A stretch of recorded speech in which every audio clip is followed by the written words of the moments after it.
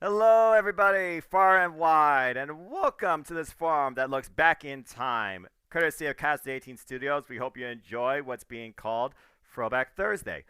Over the coming weeks, months, and hopefully years to come, we hope that you will enjoy us opening the vaults and archives to look back at some of the most unique content across all of our platforms, whether it's Casa D18 Studios, the Jeff Meacham Network, NoDQ&AV, my Sybil YouTube channel, the Sybil Man's brand, and of course, FTW Productions, hosted by James Hebert at jhebertside95.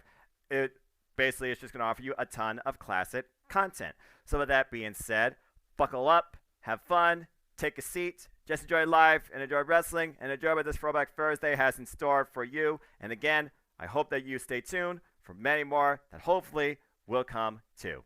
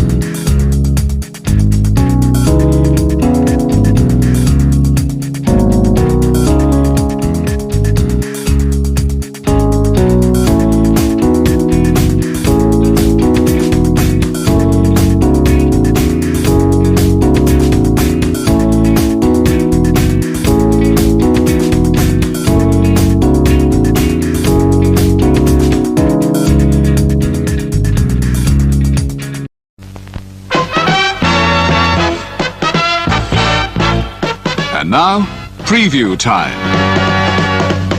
So let's take a look at what's coming your way.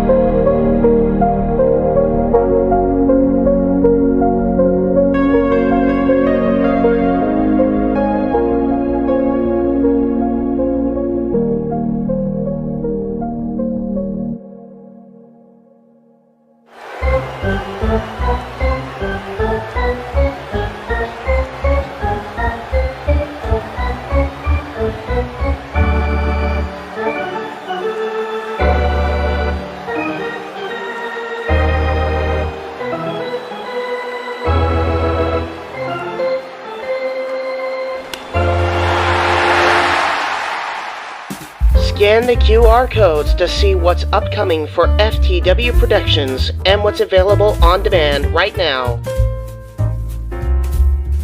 Owen the Talkinator Studios series premiere of Owen and AJ Talks. Welcome to the FTW family, Zero Miller.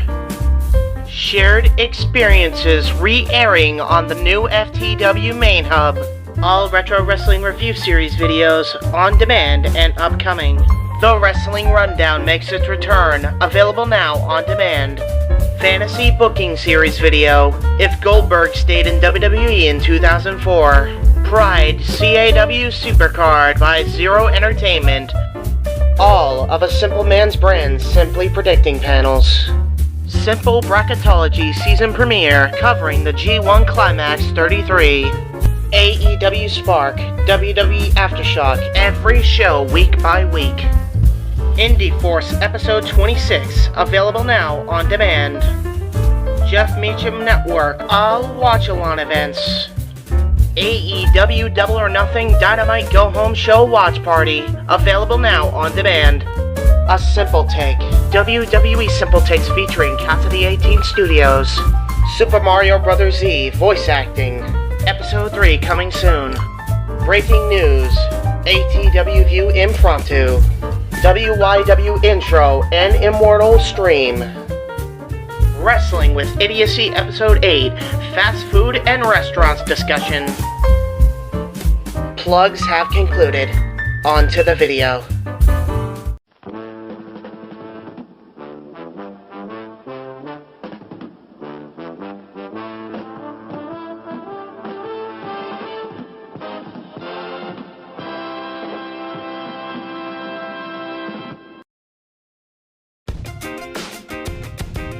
Casa D18 Studios, an affiliate of the Jeff Meacham Network, Multiverse of Media, proudly presents this retro content from J. Hebert Studios.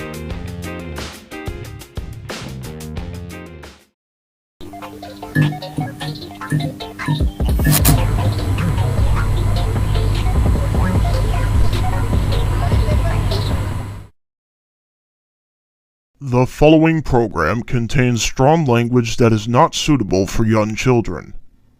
Viewer discretion is advised. You ready? Hey, pussy lips.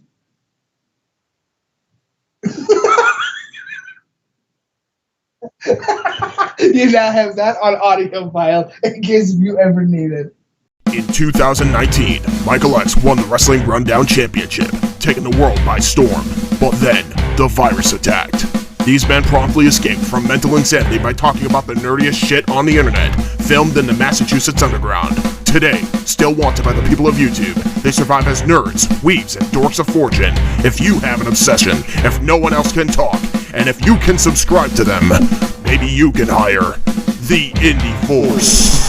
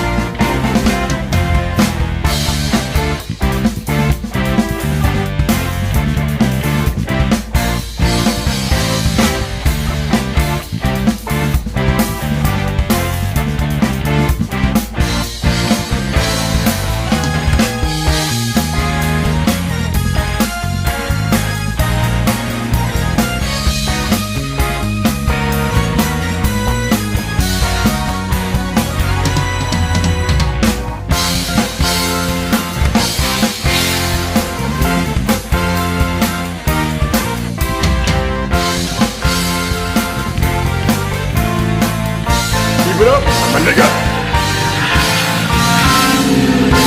Indy Force! Assemble!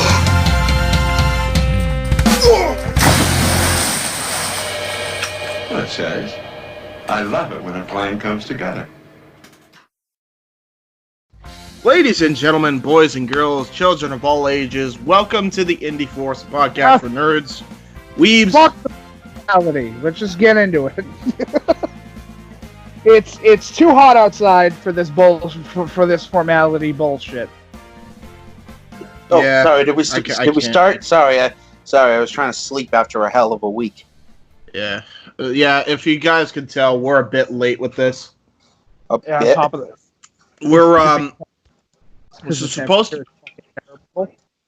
This was supposed to be released right around the time the first Fyter Fest reaction happened.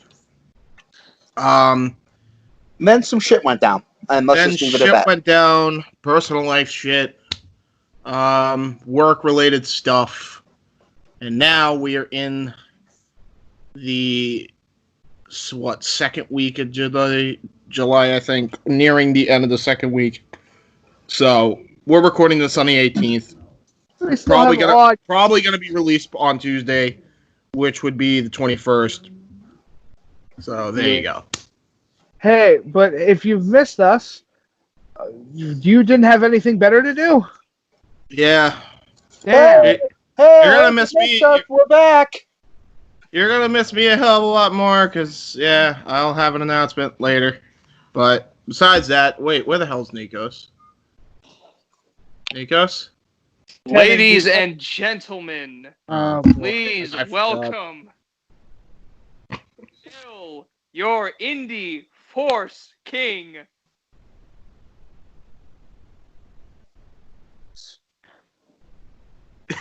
you got cut out, so I'm happy. No, I'm kidding. So yes, Nikos, contrary to Noah's belief, had retained the belt. Yeah. Noah Will try to fuck me.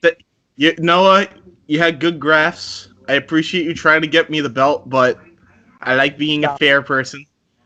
And yeah, we need to talk about scoring. From this point on, I will send you this. After you make the graph, add me to the Google Docs sheet of where you made the graph, and I will do the scores from this point going forward. That being said, hey, by the way, to all those that said that Jericho was gonna lose to fucking to Cassidy, Yeah, we all. what did I call? Oh, the heel can do heel bullshit, and that's how the heel wins. Yeah. I'm just pissed because I really thought he was only gonna win because of what you said, which was Super Saiyan reasons. I said he was gonna put up a fight, but my first guess was obviously gonna be correct. Yeah. It's Jericho. Orange, you're telling me that Cassidy, in all likelihood, is going to be the first AEW champion. Well, I mean, he's got to get a win at some point. Yeah. Agree. But having him beat the first AEW champion makes no sense. That's the equivalent of having fucking, I don't know, Dean Ambrose going back in time and beating Hulk Hogan. It's like that. That's not going to happen. Yeah, because first off, that'd be fucking weird and unnecessary to do. Exactly. Point. Because Hulk Hogan's already beat himself. Yeah.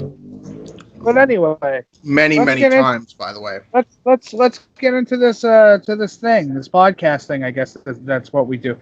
Hey, so WWE again. Who's shocked about this one? Is back at it again with this bullshit. Okay, so first off, let me put it like this, so that way it's 100% said. Stop. Okay, cool. We can continue. Yeah. That's all you got to do is just somehow they ended up purchasing Evolve. I have no idea how they pulled that off. It's not a somehow. I know why they purchased it, and I know why they had no other choice. Because I didn't even know Evolve was a thing until last week. Because if you're wearing a mask, you're not a true wrestling fan. Hey, Vince, there's an epidemic. We'll get to that. That's later on. Let's read the article first.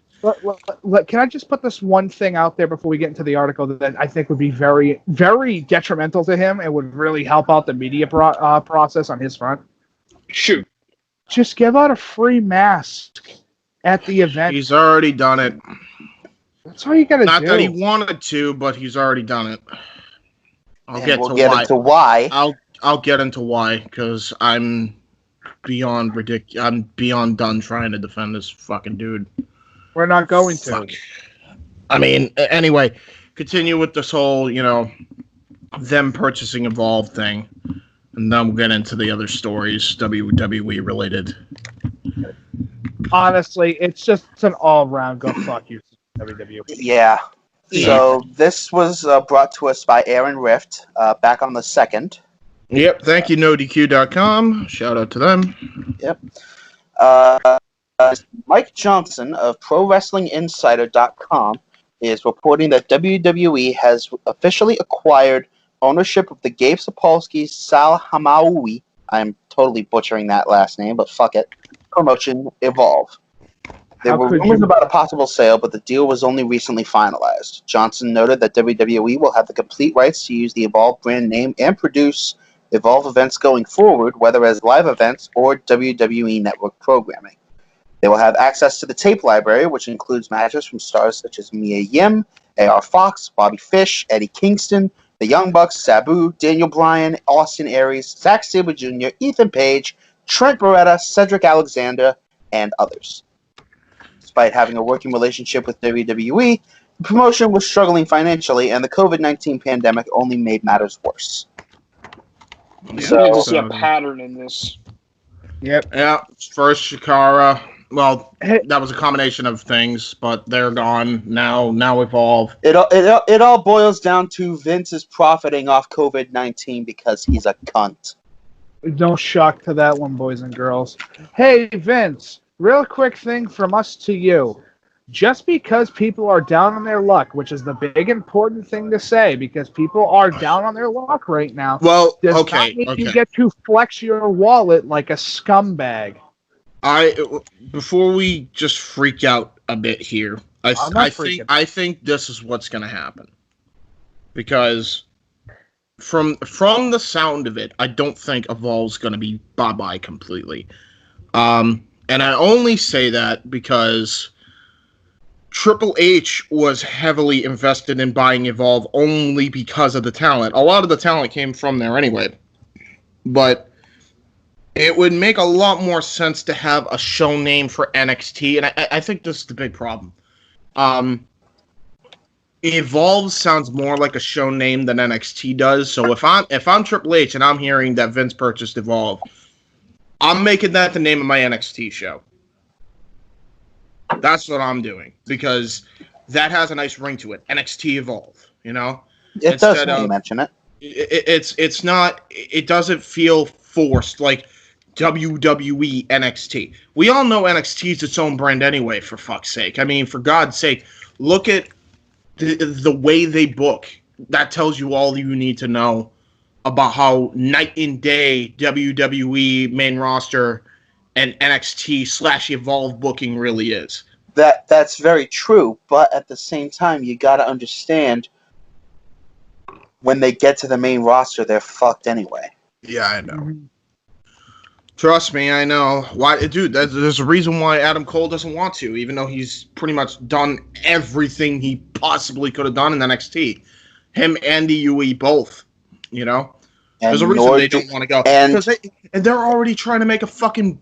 They're already trying to split the group up before they even get up to the roster. And nor do we blame them for not wanting to go. Why would you? As soon as you get up there, you become nothing. You're just weak. You are just week by week fodder for the next 2 years. Look at what they did with almost every fucking person that's ever left NXT to go over to main roster. Yeah, every Owens, Finn Balor. Person, almost dude, every Balor's fucking back. person. Balor's back. Great, and he's going to be ruined. Nice. No, Balor's back in NXT. Balor's back in NXT, where he's able to be better utilized. Okay, I need to say this because, and I've said this before, but I'm going to make it very emphatic here. Why on God's green earth is your back fucking yard doing better booking than your supposed mainstays, your A and B shows? Why is this the pattern? We all know the answer. We all know the answer, Mike. But I want to point this out. Why have that be the fucking case? The fact that I get it. Trust me, I get it. Let me just get this point out across, okay? If you have to go to the fucking lengths of doing signing him to $5 million deals like he did with Gallows Anderson and a bunch of other fucking host of jobbers, which, by the way, weren't jobbers until you got your fucking grubby paws on them. Or you have to send them down to developmental, like Finn Balor, like hopefully Kevin Owens and Cesaro. Lord knows they can fucking use it. Hell, Breezango was rejuvenated the one time I saw them on NXT. Yeah, exactly, yeah. Why are these teams and individuals being brought back down to the Wednesday show? Obviously, the reason why is because, they're competing with Dynamite on a Wednesday. That's probably the main reason. I can give you a better reason. But even then, instead of doing what you're doing, here's the reason why I respect Dana White more than I ever did fucking Vince. Because at least with Dana doesn't bullshit. He's gonna sign the best of the best. He's not gonna sign some fucking schmuck. There are times where he's broken that golden rule, but there is nine times out of 10, Dana signs the fucking best and lets them be themselves. Lets them make their own decisions. He doesn't micromanage shit. This is the problem with Vince here. Vince is micromanaging every little fucking detail to the point where they don't even want to be on the main roster, and they go back and they're begging to either be released from their contract or to go back down to NXT. Why does it have to come down to that? I can give you a better reason probably than what even Mike's going to say. Mm-hmm. Okay. Because Vincent Kennedy McMahon is not, has never been, and will never be a wrestling guy. No. And that's the problem. Oh, He yeah. may inherit the wrestling yeah? show, but all he is a businessman. He doesn't understand And a shit one at that. Yeah. Absolutely. And he doesn't understand the mentality I got of what it is to be a wrestler. Go, Mike. Mike. Yeah, go ahead. I got something. Sure. With him buying more companies out and getting athletes from all over the world, does nobody see what everybody else, or at least everybody else, should be seeing right now? He's doing exactly what he did during the territory days all fucking over again, except it's worse than it's ever been. Because he is willing. He did it with the UK. The UK scene is completely it doesn't exist anymore. Exactly, and that's which by the way, McMahon is the Disney of wrestling, and I have to say it like that is because he's trying to have a monopoly on that in its whole, in its entirety. By the way, this is coming from a guy that has started to before the fucking pandemic. By the way, has started to actually like NXT UK again, and I don't think it should exist. It does nothing but harm the UK independence. That's all it does.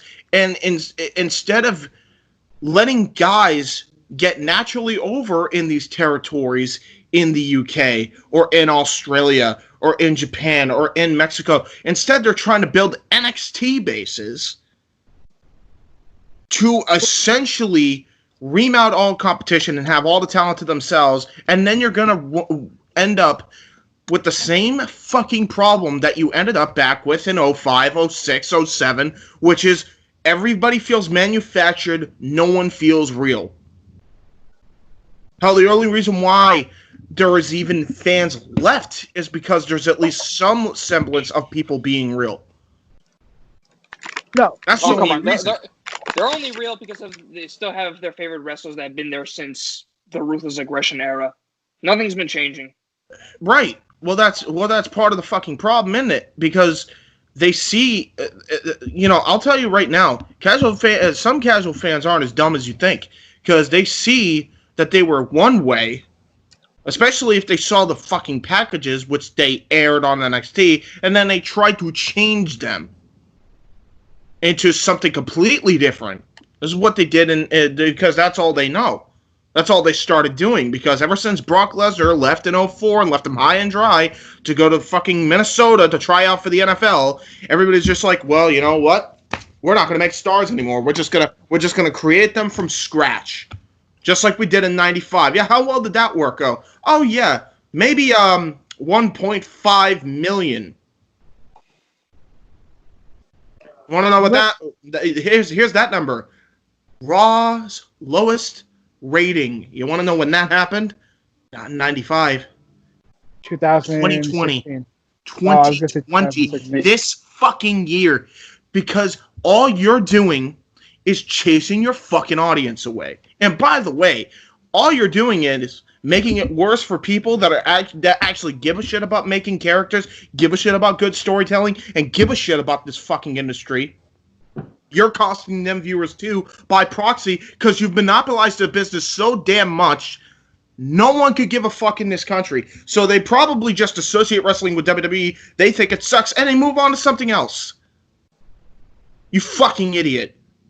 Now, here's the whole thing with that, and I want people to understand from our perspective. I know somebody's going to come out there and finally say, well, take a look at what they did to the fucking U.S. title. A belt's a belt. I don't care about we'll get to that, and it is a good belt, and we're probably going to compliment that. It doesn't matter. It doesn't matter. James, good, at the end of the day, good, bad, or indifferent. That specifically, it's to each their own. Fuck the belt. Good, bad, and different. What the fuck are you doing with your talent? Here's the problem. Here's the problem. My dad, who's of the target age demographic that they're fucking targeting to right now, because that's all they can fucking get. You need some air quotes on that one, good sir. Right, Targeting. but it is the audience that they keep winning in every fucking demo every week. He doesn't even know any of the fucking guys because they don't bother introducing him to these fucking people. None of them. Are you sure? You don't know about Shinsuke Nakamura, a guy you've never heard of till right now? Nope. What do you mean you've never heard of him? Want to hear about Matt Riddle? Dude, he doesn't. Dude, he used to watch the UFC. He loved Matt Riddle. He doesn't even know UFC. He doesn't even know Matt Riddle's on SmackDown. I told him, yeah, the guy in the long hair, that's Matt Riddle. I'm like, no, it's not. And he's like, yeah, he is. Why aren't they saying anything? Because they don't. Nobody. Fuck you. Nobody. Fucking. You know it's bad when James starts getting pissed off at motorcycles now. Dude, nobody ever decides, you know what? Let's introduce these fucking characters anymore. AEW and NXT are the only ones doing it. They're the only ones doing it. Remember when people had this thing called the backstory? Yeah. Uh-huh. You mean that thing that they don't care about anymore because everything has to be... Here's the issue. Vince McMahon is still to this day booking, acting, and doing things the Vince Russo way of doing it. No backstory, just week in, week out storyline that nobody gives a shit about anymore. Yeah. The matches are fantastic. That's fine if the matches are fantastic, but you're never. Why are they happening? Why are they happening? Here's the issue. WWE has reached their peak. And I know a lot of people are going to sit there and say, what do you mean they've reached their peak? They're still going on.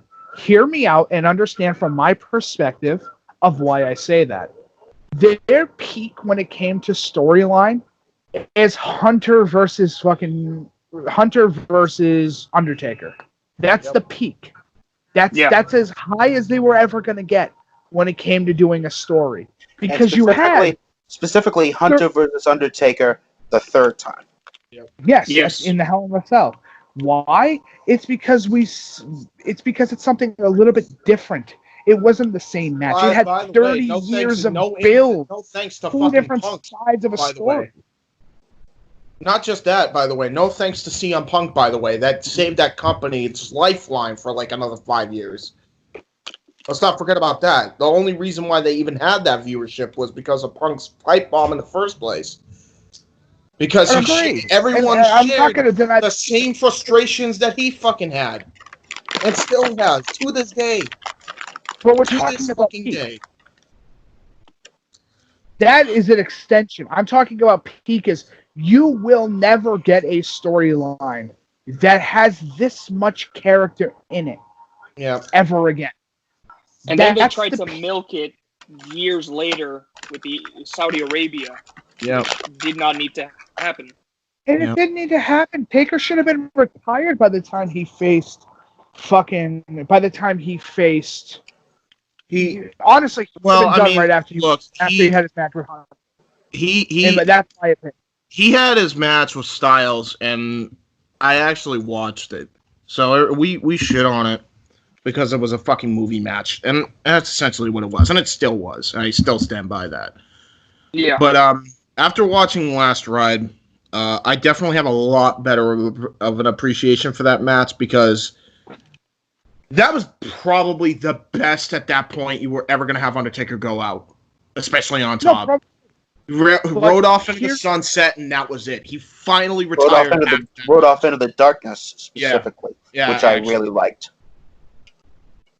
That was like the best ending to a career as far as what the gimmick entailed. I agree. I agree, absolutely. It was the three faces of Calloway riding off into the darkness one last time. Me, Mark Callis, American Badass, and the Deadman. All rolled into one. It was the best. It was the best incarnation of Taker ever. They've been kind of pushing the Undertaker retirement for years now. At least when how they shoot things of, oh, well, he lost to Roman Reigns, and what does he leave? He leaves his gloves, his hat, and his trench coat behind, and he walks away. And it's like, not to mention, he thought he was done. He thought he was done. Here's the thing. He looked at that match and hated it. He's like, I can't go out like that. I can't. No, that was not my best. That was not my best. I was not in the best shape at all. And he was right. It honestly, that match with Roman, even Gonzalez topped that. It was worse than Giant Gonzalez. It was the worst match of the Undertaker's career. Yeah, it was the worst match of the Undertaker's career. No shit. I wouldn't want to go out that way either. And not necessarily completely any fault of Roman's. No. Not even any fault of Taker's. It's just that he, what was the point? Didn't know what the hell was going on. But what was the build? I don't even remember the fucking build to that. No, I know. We can go on about that all day long. I don't even care about that. Just know this. Roman Reigns needed to fight someone, and the worst person they chose was Undertaker. Yeah, honestly, and that's WWE. You know what? You want to know the sad part? It would have been better if what they did afterwards, which was have them team up and fight a tag team, makeshift tag team, which is what they did at Extreme Rules. That was a much better use of Taker and Roman together. Yeah, but why do that? That'd be smart. No, James, you're expecting intelligence. Well, I don't expect them to book like New Japan Pro Wrestling. But that's the point. You're at least hoping for intelligence. Anyway, you're not getting. Let's move on because we're already way past the first part of this. So, because Vince did what he did, he's basically affecting, and he's still not changing his ways, and never will because he's too fucking stubborn to. As I said, it's harming the rest of the industry and their viewership and their ratings and the overall interest of the business of pro wrestling. Whether he wants to call it that or not, it's harming pro wrestling / sports entertainment. It's destroying the industry when he does ratings the way he's doing. But that's not the only thing that's ruining this fucking industry. Him making people not wear masks because, according to him and Kevin Dunn, you're quote-unquote not a real fan, pal. If you don't wear a fucking mask, which we've covered before. Yeah. Because you didn't let people wear masks, Renee Young got COVID. Uh-huh. And it held off the Moxley and Cage match for Fight for the Fallen. Mm-hmm. Instead of Fyter Fest. And it was supposed to main event night 1, by the way, not even night 2. So, because they got worried and scared, they had to tape it as opposed to doing it live. And they had to just reschedule it to the next big super event on TV, Fight for the Fallen. Because Vince was a fucking idiot and couldn't understand that, yeah, this pandemic is a real fucking thing. And trust me, I don't like it any more than you fucking do, buddy. But that doesn't mean you have to fucking put your goddamn athletes at fucking risk.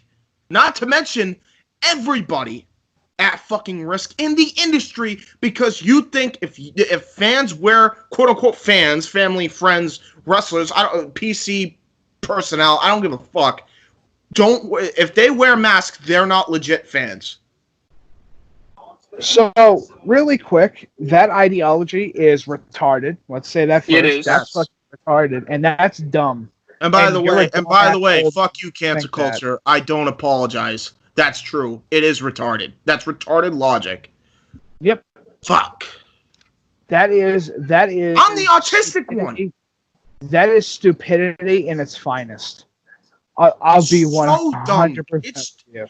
It is honestly the dumbest thing I've heard in my fucking 24 years on this damn planet. And I've heard a lot of dumb shit. I was going to say, that covers a lot of ground. That covers a lot. It's a lot of dumb shit. That's just stupidity just because of stupidity. Yeah. And honestly... It's like, I could understand if he said, hey, we want people to wear regulated masks that we brought to the event, so could you please wear the masks that we are giving out to you? And then it's like, oh, okay, I understand you don't want people bringing their shit from home. I understand that. That's at least a fair argument. That's like, we just want to make sure that everybody's okay and safe.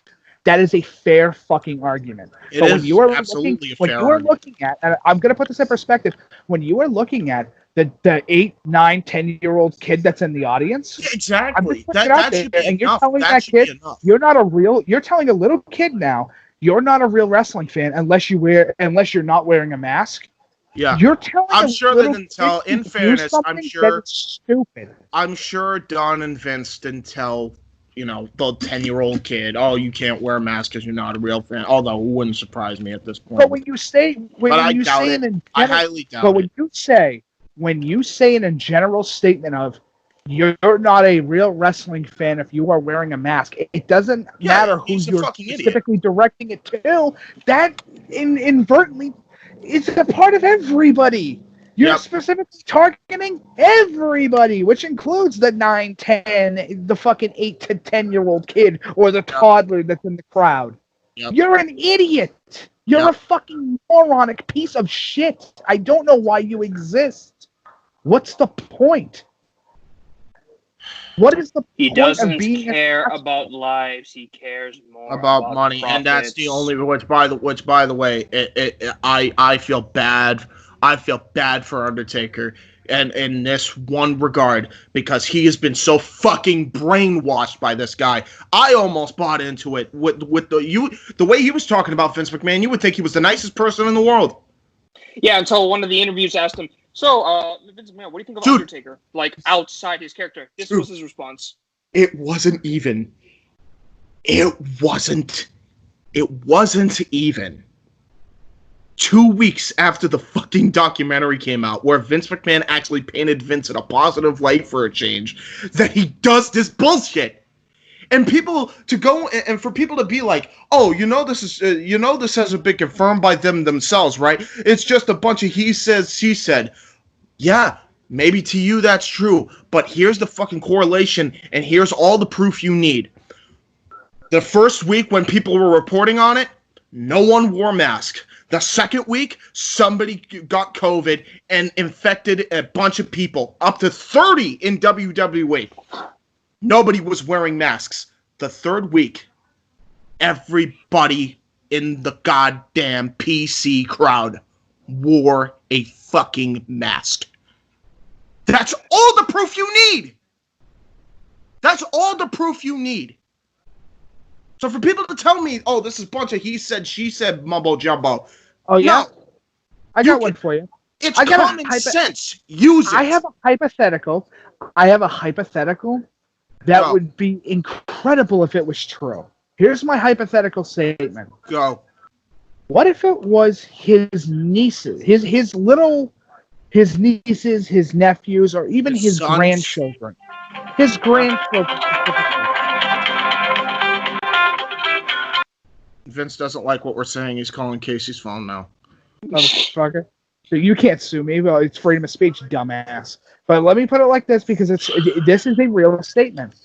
When you say you're not a real wrestling fan if you are wearing a mask, that inadvertently, and whether he wants to deny it or not, also targets his grandchildren. Yep. I'm just putting it out. Here's the thing. This is a pandemic. And great. You know what? And you want to know the sad part is? I'm happy. I'm happy that New Japan beat him on being the first ever sporting event to have fans, period. I'm so fucking happy. Because that's the only reason he was doing any of this shit. That's the only reason. I'm so happy they beat him to the punch. I'm also so happy NASCAR's around, and they were the first sporting event in the United States to beat him to the punch with fans in the fucking crowd at Food City this weekend. I'm so damn happy that happened. You have no idea how elated I am that happened, because you know what? You reap what you fucking sow. Honest to God. Agreed.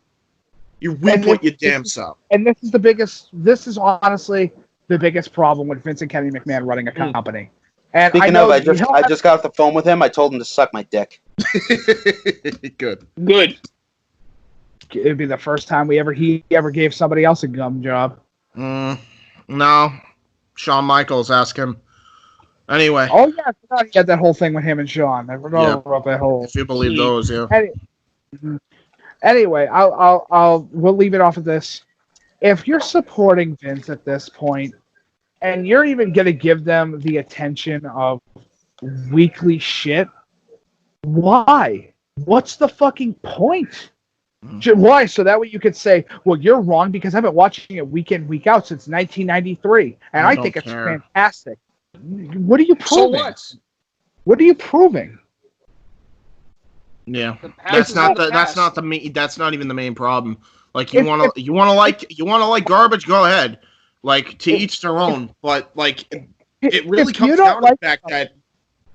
Hold on. Go. If you don't like something, a great example is you have an old candy bar. It's kind of moldy. Are you still gonna fucking eat it? I don't think so. My favorite candy bar. I don't care. This thing could give you poisoning, if not kill you, if you eat this. It's expired. It's been expired for almost about 10 years now, but it's been expired. I understand if you send death threats. I don't ever condone that. We'll get to that. We'll get to that. But criticism does not the criticism does not need to be censored. If you're ignoring criticism and trying to all out censor criticism, I don't respect it. Yeah, I don't respect that. Okay, there's a whole thing as to why I'm actually... there's a whole reason why I'm actually somewhat on Druckmann's side now on that. No. I get that was taken way too far, but... Oh, shoot. Yo, show that on camera. Are you kidding me? We got Firefly, guys. That's the same. Oh, great. That's something I don't care about. You got an enemy from Last of Us 1 in your game. Hey, I'd rather talk about Fireflies than what we're talking about anyway. Yeah, right? I mean, come on. I mean, I would rather get on the topic, honestly. That's awesome. Go on my dad's Facebook, you'll see. Anyway, I don't care. It's better than talking about this. All right, moral of the story is Vince is a piece of shit. No one's fucking surprised. Anyway, it kind of sucks because it's like I hate it. Like I don't like always ragging on this guy. Like it doesn't help me mentally, if that makes sense. Like I should not have this much vitriol hate, but I do because of how he treats people. Who would treat people like that? You know what I mean? Like I don't intentionally. You know, a psychopathic megalomaniac who has delusions of grandeur, believing that he's still back in 1985. Believing that he can create a superstar style Goliath. Dude, I ever become that way, shoot me in the head. James, I won't just shoot you in the head. I'm going to shoot you in the head and fucking drop your body into a furnace. Dead ass.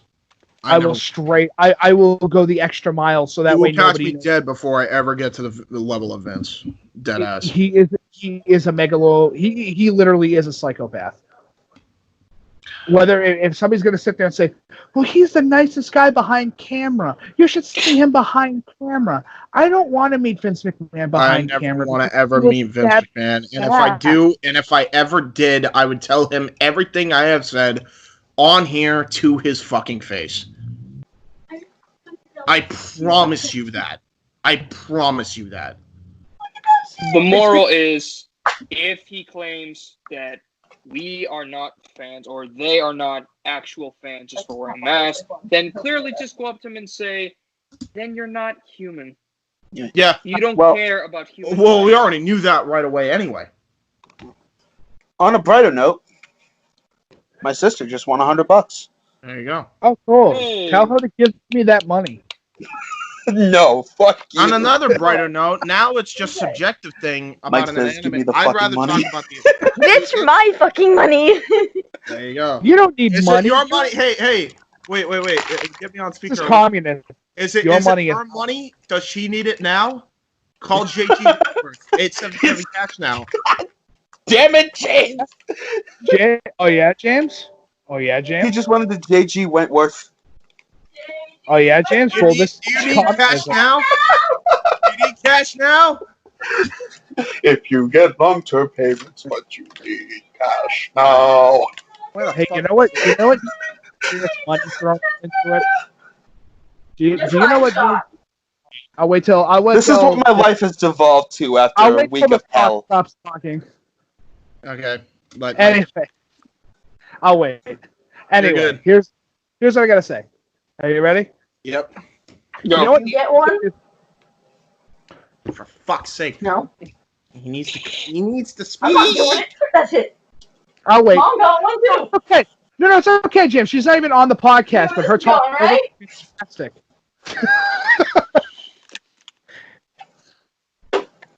I'm about to say some sexist lines if this continues. Alright, go. Okay. Do you know what needs some serious money thrown at it? What? The U.S. title. Because that thing is ugly as sin. It is. I Sorry, James, but I you really fucking- got to look at this from a different perspective. I hated the old design. I hate it in general. I think it's a lazy-ass design. I think it just looks like it's thrown together. It's the best belt they've made so far, and that's not saying much. Yeah. Look, I enjoy it. You can, and that's fine, but I think it's a lazy-ass design. I think it's really... I've been looking at that for the past You know couple why? days. You know why I like think- it? Here's why I like it. Because at least it looks like a fucking belt. But it doesn't. To me, it No, does. Dude, compare that to every other belt in WWE right now, other than NXT. We'll leave them out of this. Every other belt in WWE. Name one that looks like a championship. You can't. It's the U.S. title by default. Including that one. At least it don't look like a fucking WWE tramp stamp fucking brand logo. At least it doesn't look like it was fucking done by a branding iron. James, Except it was. Yeah. Probably. From a close-up view, it doesn't even look like a belt. It looks like a ring. Yeah. It looks like it looks something it expensive literally ring. looks like a class ring. I don't see that and think, oh, belt. Speaking of which, the belts now in WWE, they're just worthless. No, they have no value to them anymore. And if somebody's going to defend that big W title, which we have as a meme on this show, we carry the thing as a meme on this show because we all know that it has no value. We didn't even want it. The only reason Casey got the damn thing was because he had to buy something to get an AJ Styles autograph. And it's still here. There's Cheetah. Yep, still there. He's got the video and the proof that he got that thing autographed. That's the most important thing at the end of the day. But in retrospective, it's not a terrible, awful, I would never want to see this on TV design. It is definitely just, it looks really fucking lazy. It's just, I'm putting it in comparison to the New Japan US title, which just looks nicer. It looks like it has more thought put into it. Hell, actually, that's where you and I would differ then, because I think the thing looks ugly. To each their own. I think that at least it looks like the IWGP IC belt has more work put into it than that shit. Yeah, honestly. So well, You know what's weird though, and it just occurred to me: could it be where it's at just because it's in WWE? No, I just for me the IWGP belt just looks like lazily designed compared to every other championship that New Japan's literally designed. The never openweight title looks better than that. You know what? That's a discussion Nikos and I can have on Open mic night, of course. Yeah, what is the laziest championship title design ever done in professional wrestling? Easy. Tommy Dreamer's hardcore title. Done. I'm sorry. I'm going to have to completely disagree with you on that one, sir. I'm going to say the NWA title. I'm going to say the 2008 ECW title. No, that at least had design. It just looked shitty silver. That was the problem. It wasn't that they didn't have design. I was going to say the NWO Championship, but it's just the World Heavyweight Championship. It's just spray painted NWO on it. It doesn't count. That. Dude, you can spray paint that what the fuck ever you want. It's still the big gold belt. You're never going to beat the big gold belt. It is one of the most impressively designed titles ever made. It is one of the most iconic titles in existence. And WWE threw it in the trash to go for. We need brand new. We need a Universal Championship that's all red or all blue, depending on brand. Because that's what we needed, boys and girls. So an ugly title. Either you get the Twizzler title or the Heinz Ketchup Championship, or you get the Blue Raspberry Popsicle. Yeah, or you get Blueberry Pancake Champion. You know what? Blueberry Pancake this year. Honestly, they're melted slushy titles. That's what they are. That's exactly what they are. That is fair. That is fair. You're an idiot. I think we can sum up. I think we can sum up WWE, especially these days, in one singular sentence. Shit. That's a word, not a sentence. Trying to keep up with a younger generation. Nope. Even better. I have one even better. No. You either die a hero or you live long enough to see yourself become the villain. Yeah, pretty much. Well, I think I have a theory before we take our first break here on why Vince bought Evolve in the first place, because it had all that AEW footage. Wouldn't it be fucking hilarious if they worked out a deal with Don Callis and did what I recommended and get the Impact library that has all of their WWE Nowadays library on that one huge library cabinet? That would be funny. I would be more than happy if TNA did something bad again just for that to happen. Good. Now we get all the trash of the wrestling world in one place. Yeah. Well, actually, Impact's really good right now. Oh yeah? No. I have the laziest belt design ever. TNA's World Championship.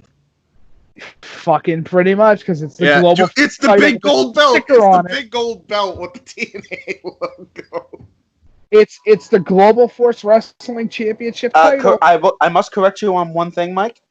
It's not Global Force. It's Global Farce. Yes. Big gold bricks. Want to buy some gold? Dude, y'all need that JJ money. Dude, Jeff Jarrett will never ever live that down as long as he lives legitimately. And nor should he. It was stupid. Ladies and gentlemen, we're going to take a quick commercial break, and then we're going to talk about other sports when we come back. If you like this video so far, make sure you hit that like button. Share on Facebook, Twitter, Snapchat, comment on the live chat, comment down below. I can't be asked. It's too fucking hot. We'll be back. Bye-bye. Oh, wait, hold on. Before we go to break. For everybody that thinks Vince is a good person. There you go. I'm quit. Good evening, ladies and gentlemen, boys and girls, Indy Force fans of all ages. I am Luke Lynch, commander of the Legion, And if you have not already, check out my adventure vlog series over on my channel. Grant you, it's not the most often updated series. It's definitely far from frequently updated. But when it is updated, it's good times, geeky, nerdy, and fun times all around with cool geeks from all walks of life. For example, YouTubers, content creators, Twitch streamers, you name it, I've got it, all on The Adventures of Luke Lynch, which you can find on my channel. Subscribe, like, comment, watch, share, do the whole thing under the umbrella of For the Win Productions. Future James, take it away with that outro.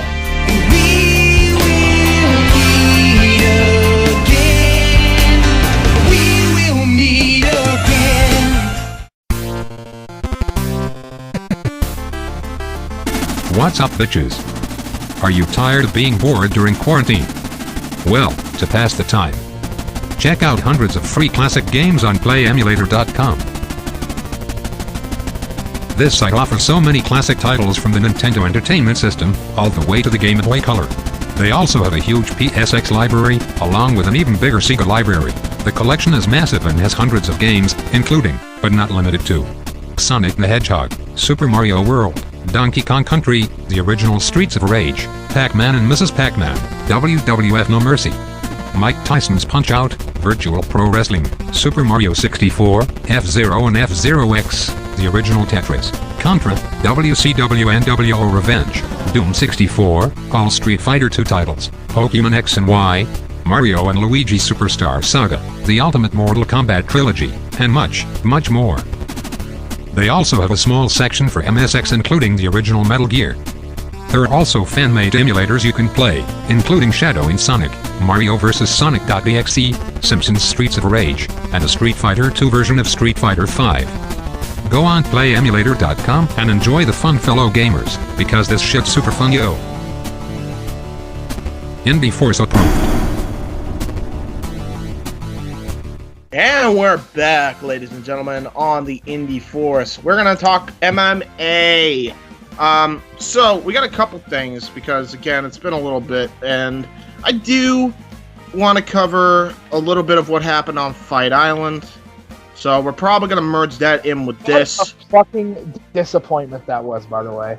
Did you watch it? Wow. What a fucking disappointment that was. Dude, I knew it was a disaster only because of... and Dana was pissed. I don't blame him. Fucking, was it Jose Aldo didn't have his fight stopped even though he was getting pummeled to the ground and outstriked beyond belief. Yeah, Hey, and that fucking you know ref better, didn't do James? anything. Yeah. You know what's better, James? When you say Fight Island, and all it really is an MMA cage on a literal island, and that's it. It's like, Dana, you got enough money. Dude, turn that shit into Mortal Kombat. I'm so mad. One of the ads on Facebook referenced Mortal Kombat. It had Shang Tsung in the goddamn trailer. I would have been. It had the arena from the game in the ad. I would have and what they had, just a cage. Well, that was probably a fake ad anyway, then. But I would have been in tears if fucking Bruce Buffer was fucking Quan Chi or Shane's son. I would have lost it. That was hilarious. When did he shout Round one. What? Wait, when did he Shao Kahn because he's the announcer? Yeah. No, It wait, would've made fuck, much he more wasn't. sense. No, wait, fuck, he is Quan Chi because Quan Chi is the announcer. Quan Chi's the from- announcer. From I mean, you could go from, either or, because he's also the master of ceremonies for sure, but... Probably the master of... Missed But man, all opportunity. No, here's my bullshit with it. Here's my bullshit with it. Nobody at all thought about it with their MMA attire to ever dress like a Mortal Kombat ninja. Are you high? Well, I mean, in fairness, they were on an island. I wouldn't... You fucking dress like a Mortal Kombat ninja. Dude, and what? Sweat in the middle of fucking India? Let him wear shorts! No. You dress in just all you need is the head mask, the over outfit, like the big fucking tunic, that leads down into like the low hanging bit to the tunic, and that's it. And I would have been happy. I'd be like, he's dressed like Scorpion. He's dressed like Sub-Zero because it's just palette swaps. That's all you would have just had. like Reptile because it's yet more palette swaps. Yeah, it's because more palette swaps. We need more palette swaps. Let's get the Orange Ninja. Okay, so when do we get Chameleon in here? Now, obviously, there's a lot going on in MMA right now. There's so many contenders. I'm more concerned with what's going on in the freaking what's Conor McGregor? Is this bantamweight, right? I think it's light heavyweight. Is it light heavyweight? I think it's middle or light heavyweight. I think it's middleweight. What's going on in the middleweight division right now is nuts. Because we got Sugar Sean O'Malley right now wrecking shop. And then you got, who's the guy that had the knockout of the night? I forget his name from UFC 250. And then you also got Jorge Masvidal. That's a guy I'm watching out for. If you don't know who that is, by the way, he's actually in our signature intro with that flying knee. Fastest knockout in UFC history. It's so fucking quick, dude. Dude, it's insane. I fucking love. That's a fight I want to see is McGregor and him. And here's what's gonna happen. McGregor's gonna try to throw like one of his little fairy spin kicks, and he's just gonna get a knee to the jaw. I don't know about that. I think Conor's smarter than a lot of people give him credit for. I don't think he'll try to go. I know he's definitely not going to try to go for a takedown like the fucking idiot that fought him previous a year ago. That ain't happening. How about those fucking Mickey Mouse tattoos? Dude, that was so stupid. Like the guy, there was training footage of him, of Jorge, preparing for the takedown. And he still tried to go for the takedown and ran right into the knee. That's the funniest part about that whole fucking knockout. So anyway, Fight Island. Yeah. Disappointment. Yeah, it was. But let's talk about Conor McGregor. Speaking of Conor McGregor, there is news on Conor McGregor complimenting his, I think his last UFC. No. It was one of his UFC opponents. I don't think they. I think this was the fight they had in the empty arena because that's when COVID literally became an effect. So Conor McGregor responds to Dustin Poirier. I'm gonna fucking butcher his last name. I'm not even gonna try. Poirier, I believe it is. It's French. Just say French last name. Poirier. Yeah, Dustin Poirier. Poirier. And then he said, former UFC champ. Love how this article starts. Oh, by the way, this article is written by Fernando. I'm just going to call you Fernando Jr. And this was written on July 2nd, 2020. Former UFC champ Conor McGregor has responded to former foe Dustin Poirier looking back at their bout. Back in September 2014, McGregor and Poirier collided with a featherweight bout. Oh, so that's the fight. Okay, yeah, that's the fight with all those fucking crazy mofos right now. Or he might have moved up a weight, because didn't Conor become a double champ? I don't know. It's just, everybody has to keep cutting weight, gaining weight to make weight cuts. It's ridiculous. Can't keep track of it. There was a ton of trash talk from McGregor, no shit, going into the fight with Poirier. And Poirier hoped to shut down the Notorious One up on Fight Night, or shut the Notorious One up on Fight Night. Things didn't pan out for the Diamond as he was stopped via TKO in the opening frame. That knockout was pretty nuts. And so when Conor gets you with that fucking kick, it is fucking lethal. I will say that. It's a wrap.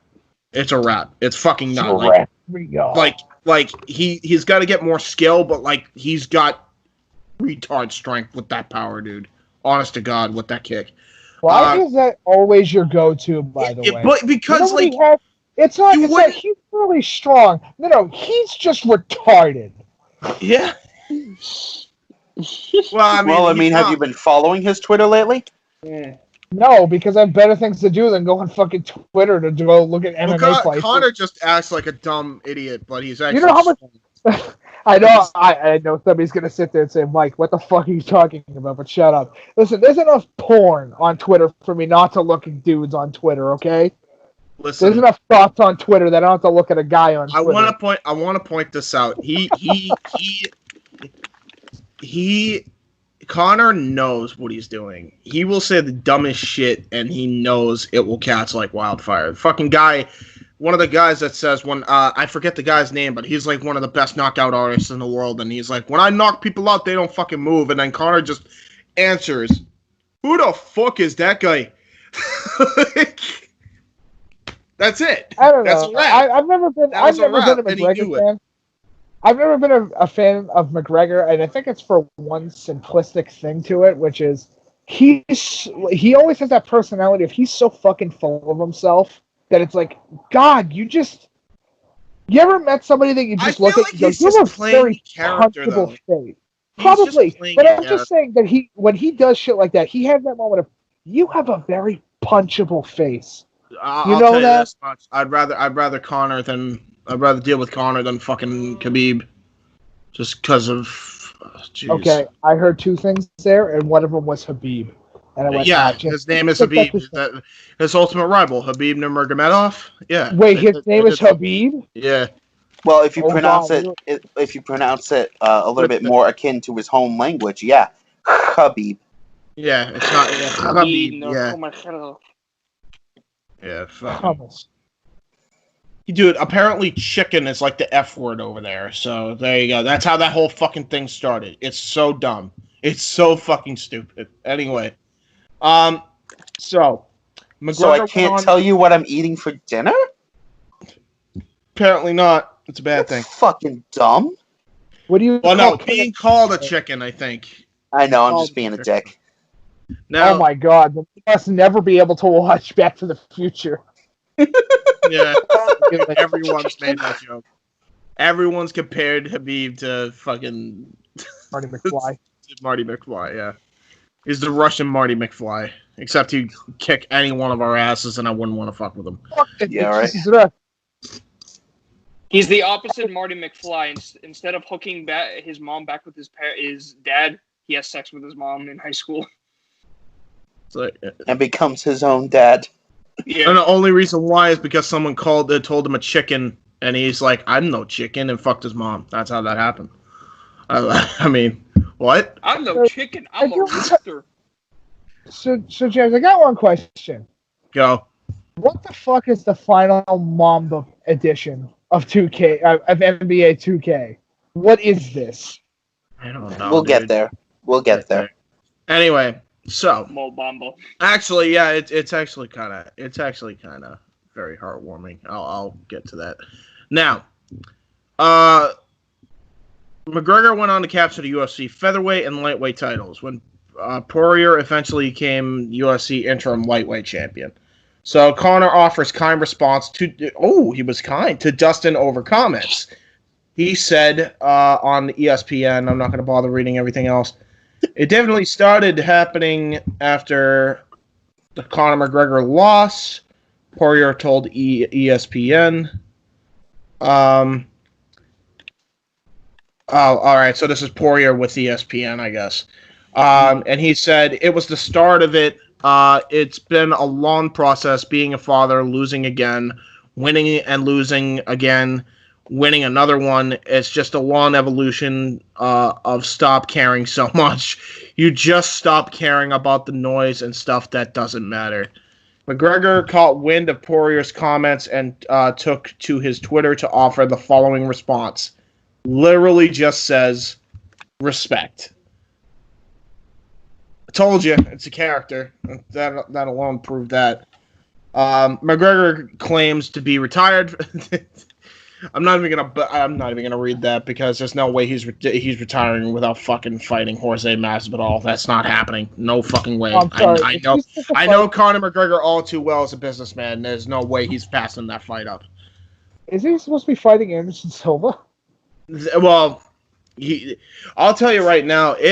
I don't know what the hell is happening because COVID really halted a lot of fucking plans. So. No, I know, but isn't he supposed to fight Anderson Silva though? Like, I think he's got to get through Jorge first before he can fight Anderson Silva.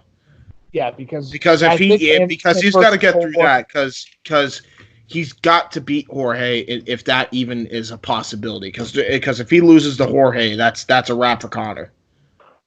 That's honestly a wrap for Conor. Like, his popularity was already waning a bit because he's had, like... But he's able to at least keep himself relevant with other shit. This is one of those things where if he loses, like, he might as well call it a career and head over to wrestling at this point.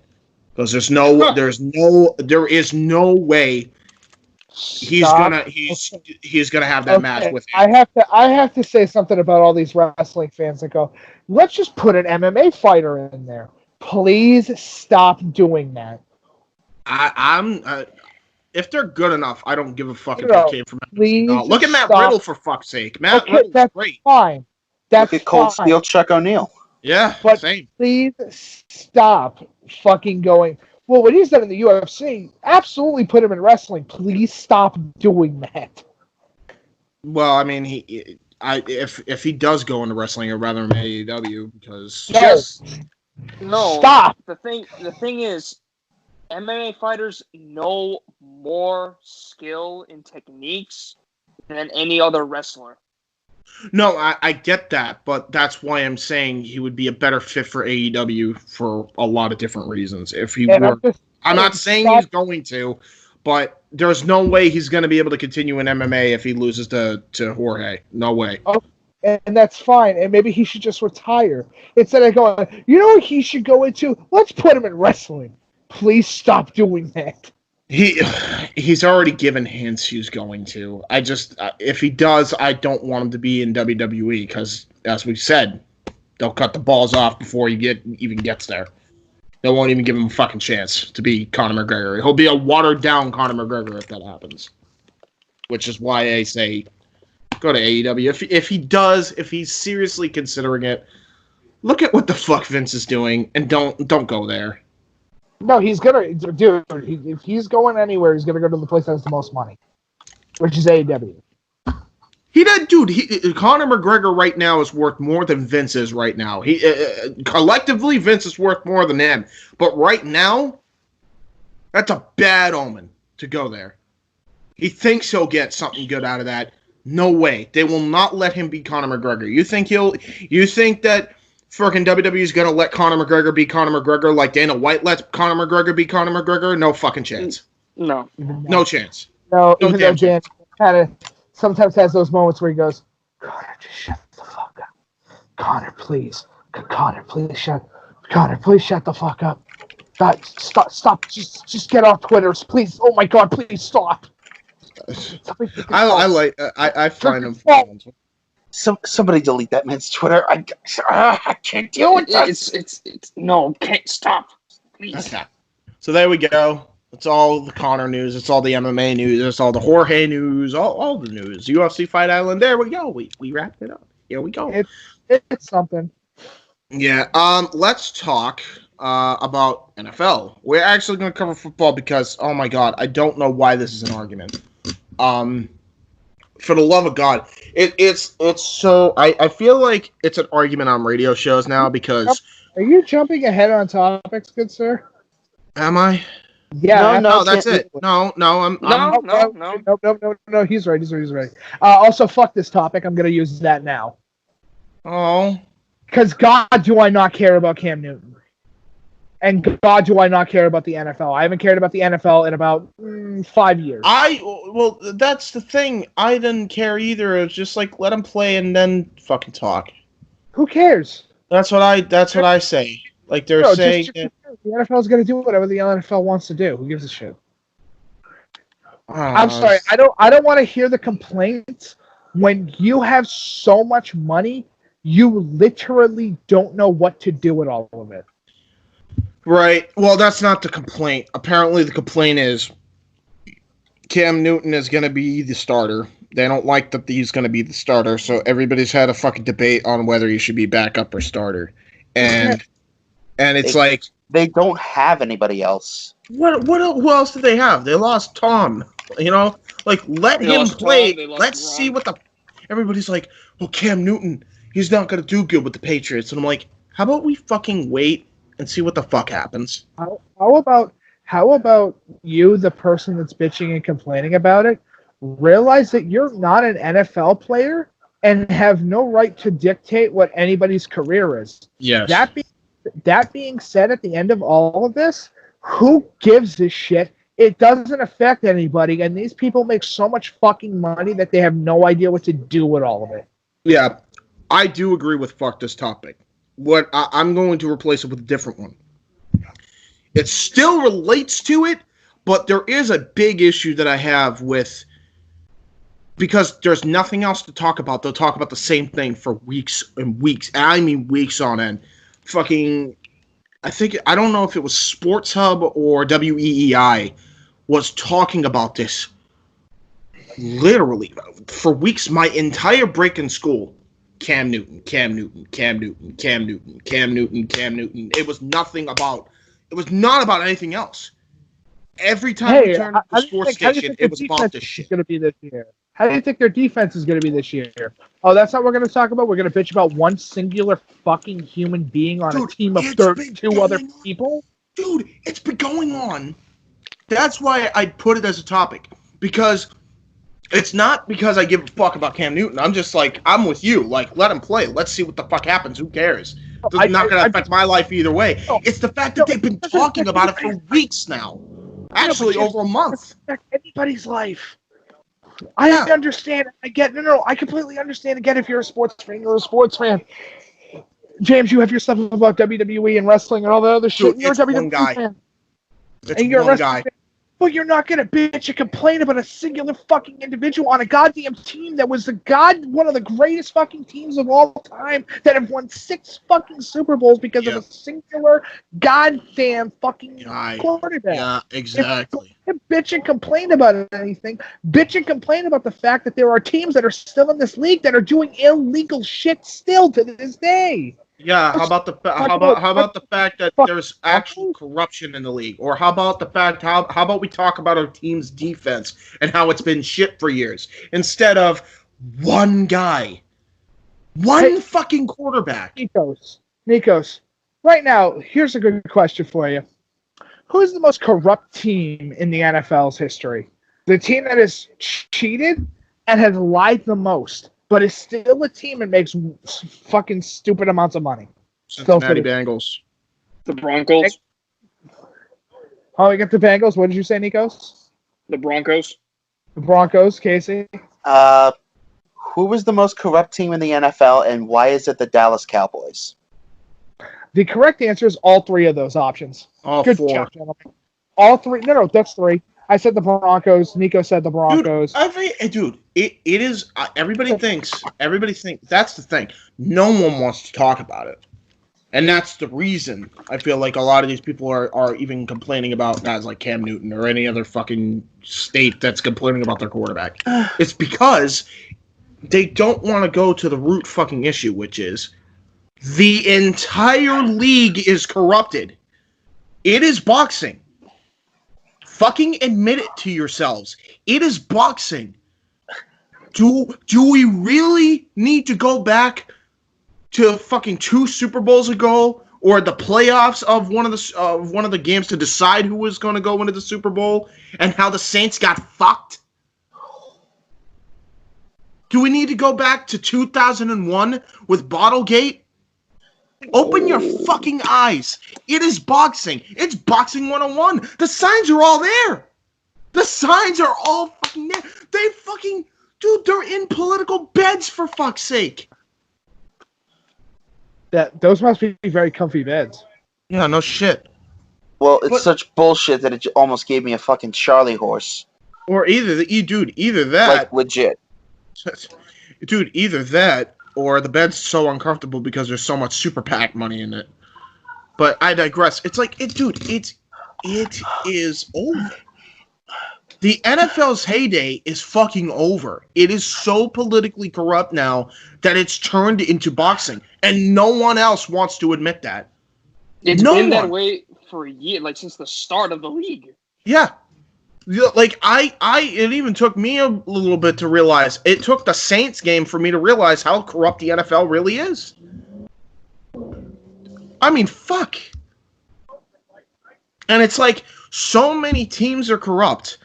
and then they paint the Patriots to be the fucking bad guy for fucking Bill using a goddamn drone. Dude, this is a league-wide problem. It's not just the Pats. It's everybody.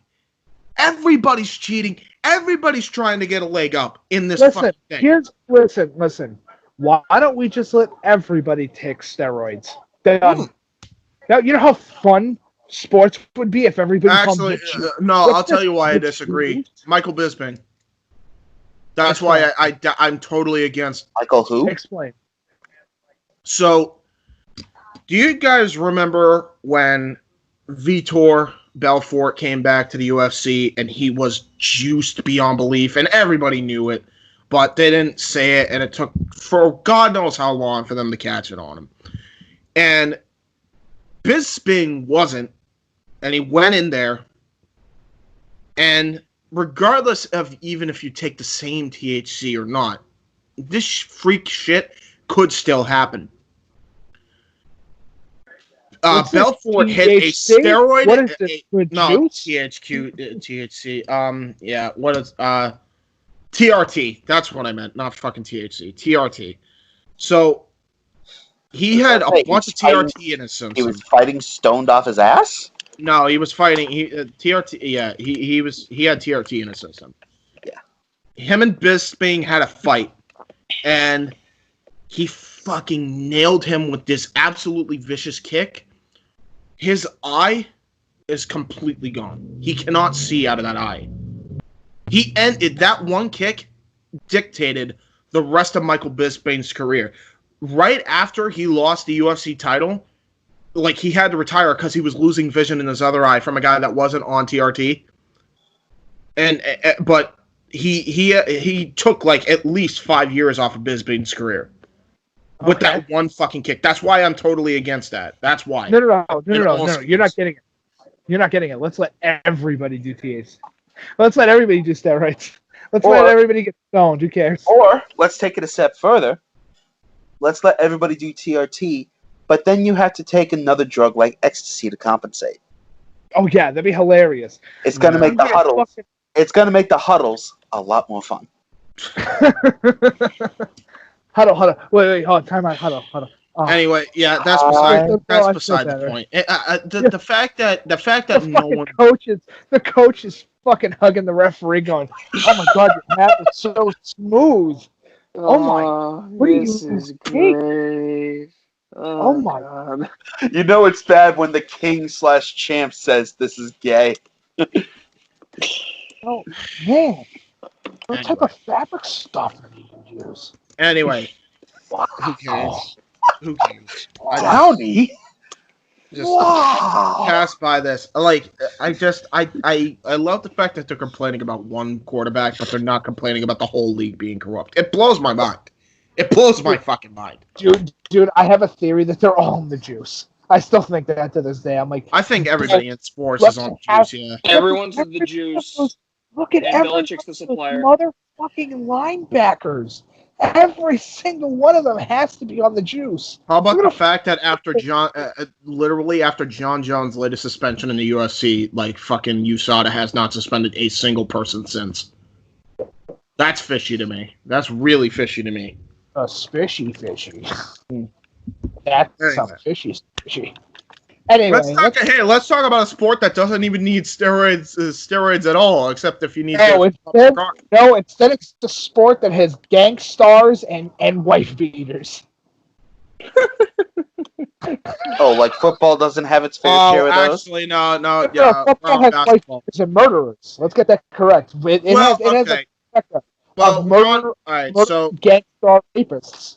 So we're on this, obviously. So everybody knows about. I swear to God, I don't want to get this wrong. I swear this was the case. Kobe Bryant passed away, right? Yes. Yeah. He and his daughter died in a helicopter crash. Right. So this is why I put this topic in at the end of the day, because Kobe was one of the greatest to play the game of basketball. No question. No question. He's a four horseman, definitely of basketball, like Hall of Famers, beyond a shadow of a doubt. And he's gone way too fucking soon. So depends on mask more than anything else. He's definitely on the pantheon, but I wouldn't say he's one of the 4. Yeah. Because the 4 is Magic Johnson, Larry Bird, Michael Jordan, and fucking what's his name? He's supposed to also be a spaceman. Oh, Shaq? No, not Shaq. Shaquille. God, his fucking name is he's escaping me right now. Charles Barkley. So I want to talk about this. So he is going to be the cover athlete for NBA 2K21, which is awesome. Not even a simple, not even like a special edition. No, like he's the cover guy on, That's what they should be doing, is putting the legends on the covers instead of just we picked random athlete to be on cover. Well, I'm glad that it was him specifically because of what happened. So, yes, relentless driven, a true competitor. We celebrate Kobe Bryant as our cover athlete for the current gen Mamba Forever edition. So this will be the final time that they do Mamba Forever. This is like the final time they're going to be doing this for the NBA 2K franchise. They're done with the Mamba editions after this. I mean, it's for the best. It's for the best, obviously. It's absolutely for the best, because now that the Mamba himself is gone, it just feels like it'd be in poor taste. Yeah, now, absolutely. Can I say, because we're talking about 2K? Yeah, right now they're doing the right thing. I just have to say let's hold off. If they do it, then we'll give them shit. But for right now, they're doing I'm the not right going to thing. give them shit. I'm just going to predict the future just a little bit here. How bad do you think they're going to milk this? I don't know. About as badly as Cuckman milks his agenda. Yes. Yeah, but again, I'm not trying to be an asshole. I know somebody's going to look at me and say, you're being an asshole. Hear me out. I'm talking about a corporation that is famous for milking shit specifically like that. Right, no, I get it. It's he's going to... Let's wait. I feel like they're going to make him appear like a ghost. I know we like to spirit. I know we like to predict the future. I know we've seen so many fucking... for the love of God, I'm asking this once. Let's please wait. I'm putting it out there. I'm just pointing out the fact that if it's 2K, they will attempt it. Let's wait. That's all I'm trying to say. I have no problem with shitting on 2K. This is not one of those moments we can shit on them. If they do it and they do go back on their word, yes, we can shit on them. Right now is not that time. It hasn't happened yet, and I doubt it. All he's doing is stating the obvious truth. I know. The company, I will say this, though. I feel like they would have better only because Kobe always had a great relationship with, like, the head guy of 2K, so I don't want to, like, be too harsh. No, I'm not trying to, even though it may look like I'm not attempting to be an asshole. I'm just pointing out the fact that 2K being a video game company, and being a video game company very well known for milking franchises, I'm asking a simplistic question of how bad do you think they're going to milk this specific event that happened to its utmost profiterization? That's what I'm asking. Probably. Because that's what they're going to do, because they're a business at the end of the day. Yeah, I wish we had... It's one of those things where I wish we had, like, some sort of, like, rules, like, constitution-like rules for online internet usage to prevent shit like that. Especially for, like, companies and shit. Yeah, I agree, but what are you going to do, right? And that needs to happen at some point, though, because, oh boy, the way we're going in the world, we'll get to the final topic on why I say that. But in any case, Colby, we do miss you. Yeah, 100%. 2K, the only thing that we are hoping is we just want to see a shred of humanity that isn't corporate, for once. Yes, please. It isn't humanity. It is real humanity. It is care and love. That is what I'm. if you do a tribute to him, like at the end of the My Career section, that would be wholesome. That would be something good, like a tribute. I would like that. I would absolutely like that, yes. Like, not just for Kobe, but for all the other athletes in the NBA who's come and gone. And I would make, like, Kobe to be the last one in that tribute. I feel like that would have been wholesome. Almost like 2K would do that. Not to bring it back to wrestling, but almost like ECW One Night Stand 05 with their tribute, where Chris Candido was the last one. How sad is it that an underground fledgling company that had such a big cult following had the most humane way of paying tribute to their athletes out of any other company, wrestling or otherwise, that I know. And don't just pay for tribute to Kobe, also pay tribute to his daughter too, because she also deserves that. And not to mention, from what I hear, she was a not bad basketball athlete in her own right, despite her age. Everybody said she was so good. She was gonna be an all-star. You know what, dude? After the Kobe thing, I realized 2020 has gone downhill. Really, it could be worse, honestly. And it's probably going to get worse before the year is out. So, buckle in, boys. Yeah. I at least attempt to look at the positivity in all situations. Yeah, I did too, and then everything went to shit. That's exactly what I was going to say. There's not a whole lot of positivity to be found, so you really got to batten down the hatches and dig through the shit to find something positive in times like this. Yeah. Thankfully, racing has come along to provide us with some positivity. Yeah, there's a lot going on. So, Casey, read this, obviously, and then I'll get to the All-Star after this. So, during the weekend of the 4th, NASCAR, IndyCar, and Formula One all raced at pretty much the same time. Not quite the same time, obviously, but on the same weekend. Yep. So it started with Formula One. I'm not going to read the Indy 500, if I remember correctly. I believe it was the Indy 500. So obviously it started with Formula One. Then it pretty much went with IndyCar and then NASCAR. And by the way, 400.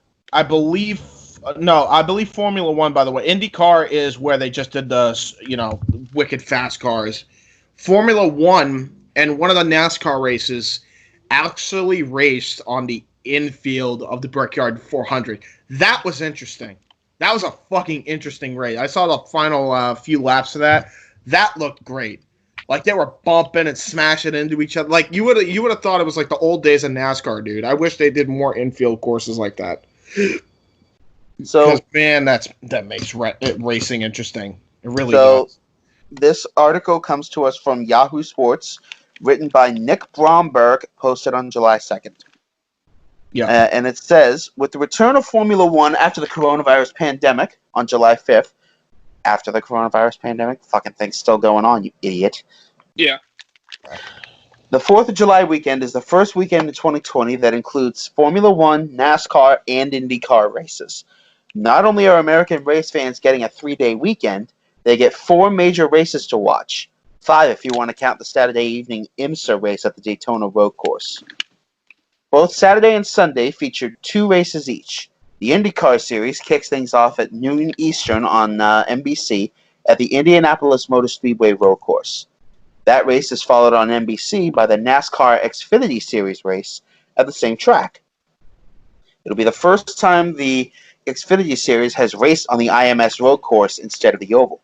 The change was made because, well, the Xfinity races at the IMS Oval had become really boring. Dude, I'm telling you, let's stop right there, because this has already happened, by the way, so a lot of this is old news, but they need to do this, because I'm all for tracks like Talladega and Daytona being the Oval. They have their place. They have their place, absolutely. But the problem here comes in when every other race is an Oval. Where's the boring? Yeah. You need more tracks. You need more tracks like Watkins Glen. Like, hell, have a race at Laguna Seca. Come on. Or here's another thing. If you want to make it an Oval, a course like the Food City 500. Yeah. Yes, all day. Yes, that is the hardest track ever, and they bump into each other like crazy on that track. You could barely go 3 wide on that track, and it's like the shortest oval track ever. I wish that they would do more in-road courses like that. Agreed. Honestly, You know what? Why don't we just make tracks like fucking Mario Kart? Okay. Honestly, it would make it easier for sure. Like, dude, NASCAR Thunder 2003 and 2004 were one of the highest, is still the highest selling NASCAR game of all time because of the road courses. People want this. There is a market for it. Do what the Indy 500 does, or no, not the Indy. What the fuck is the Formula? Formula. Is it F1? Formula 1, yeah, F1. Let's just take a street, some random ass street, and let's turn that into a raceway. Let's just do that. Let's just take this big stretch of road and just turn it into a raceway. I would love it. AKA Le Mans and the Nürburgring. I would love it. I would love it if they did. Gran Turismo the shit out of these tracks. I would love it. I would love it if they did the New York course, the one that they had in NASCAR Thunder 2004. Just what was it? The New York Marathon? Yeah, just better lighting, please. Holy shit, that's like the worst track lighting wise that you could ever race on that game. Anyway, continuing. If you would, Case. After trying aero tricks to keep the cars closer together on the track, NASCAR and IMS just decided to make the switch to the road course. The simple presence of cars on the road course should make the race better by default. No shit. F1 is in Austria on Sunday morning, the 5th, 9 a.m. Eastern, ESPN, for the first of 2 races in 2 weekends at the Red Bull Ring. The circuit schedule was set through the summer at tracks across Europe as the top motorsport series in the world tries to make up for the races it missed through the spring. F1 is racing on 8 of 10 weekends to September 6th, with more races to come after that. Admittedly, I have a bit of a problem with trying to make up for lost time, because then you're rushing and you're not giving the drivers proper time to rest and recuperate after each race. There's a reason there's so much time between races. Yes. Welcome to capitalism, Casey.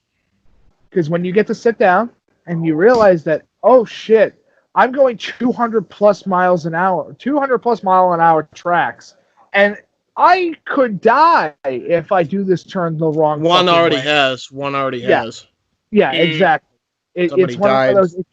If you overwork your athletes, specifically, we've talked about this so many fucking times on just this podcast alone. Yep. You're going to get bad performance because they don't have enough time to recuperate and continue doing what they're attempting. Or they lose their drive. Yeah. No pun intended. True. Anyway, continue. The Cup Series then caps the weekend off, 4 p.m. Eastern, NBC, at the IMS Oval. It's the first time that the Cup Series has raced in Indianapolis over the July 4th weekend. The traditional Daytona race over the holiday weekend is now the final race of the regular season, as NASCAR tries to keep whatever juice is left in the Brickyard 400. Thanks to the pandemic, whatever juice is left in the Brickyard 400, spoiler alert, not much.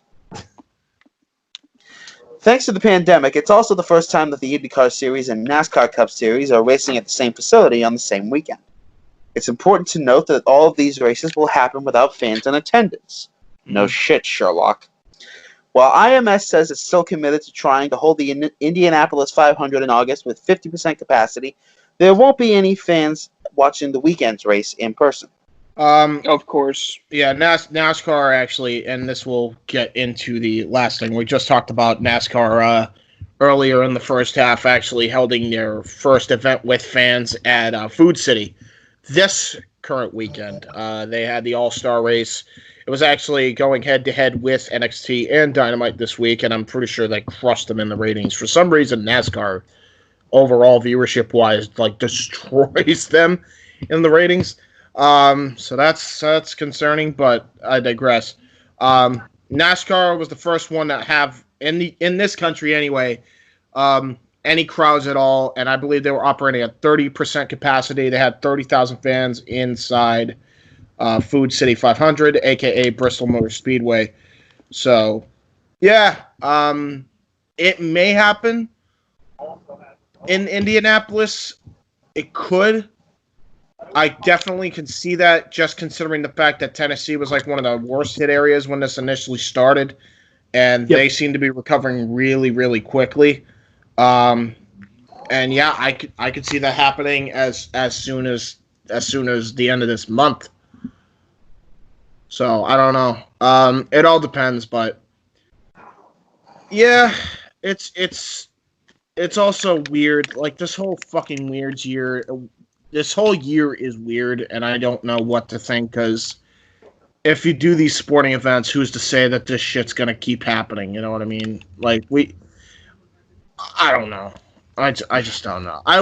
Trust me, at this point, I will take any good news. If there is no cases of COVID after the Indianapolis 500, I'll fucking take it. Honestly.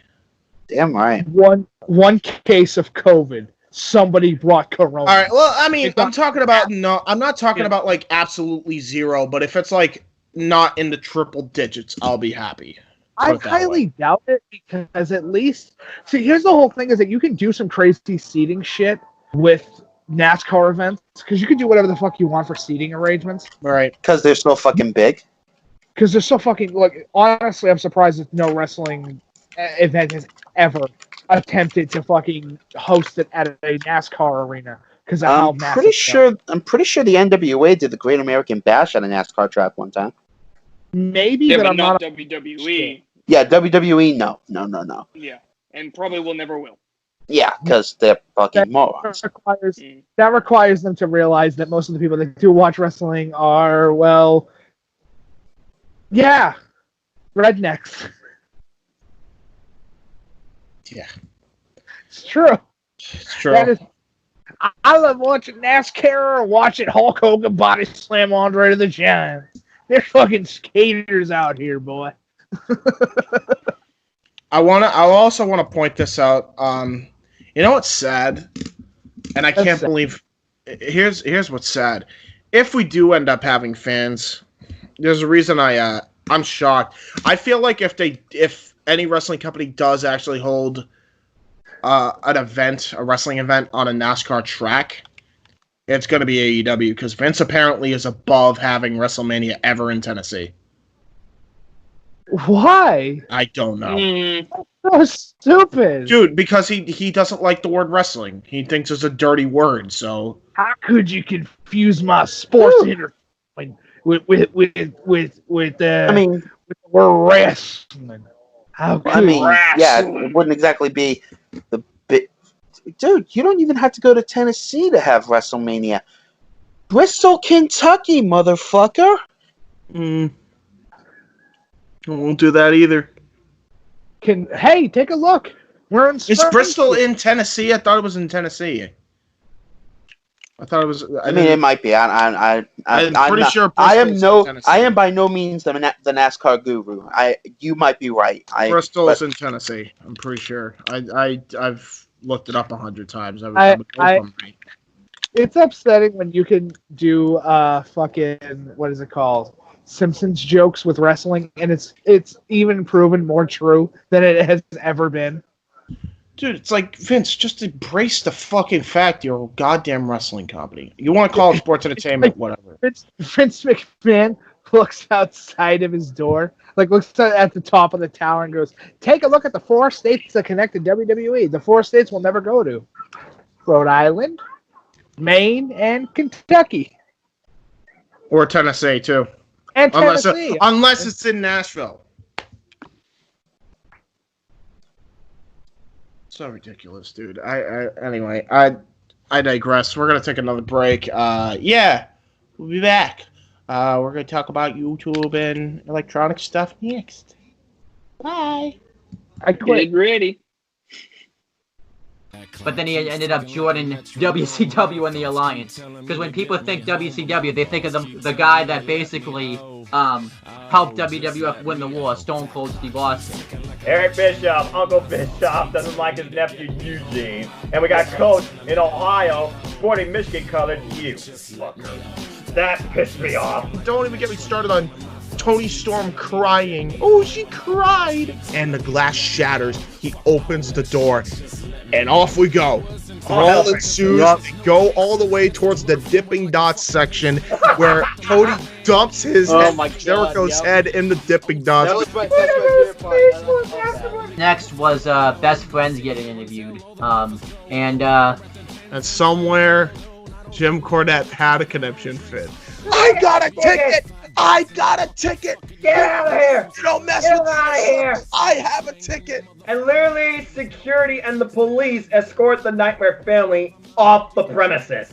MJF says, how you looking now, midlife, Chris?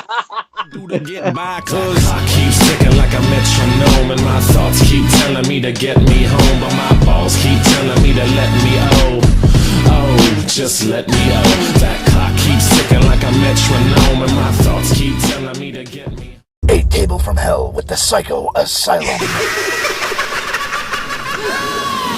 An Iron Man match of factorial proportions. Man. In this fight, I will melt you down to slag. Versus Machine. I calculate a 0.85% chance that you will win in your current condition. All Metal Mayhem. Colleen Horizon. When you throw me into the wolves, I will return leading the pack. Vera McGarden. And I'll do anything to be the warrior on top. For the Athena title. Best friends turned bitter rivals. Johnny Starr. Don't get in the way of the star or you'll get burned. James, the Archangel. I'm the real star of this brand. For the international title. The Outsider, Mark Young. The Executioner, Michael X. For the WYW World Heavyweight title. 2 out of 3 fall. Inside. In a hell in a cell. WYW Immortal. Now available on YouTube. And we're back. Boy, we're gonna be talking. Oh.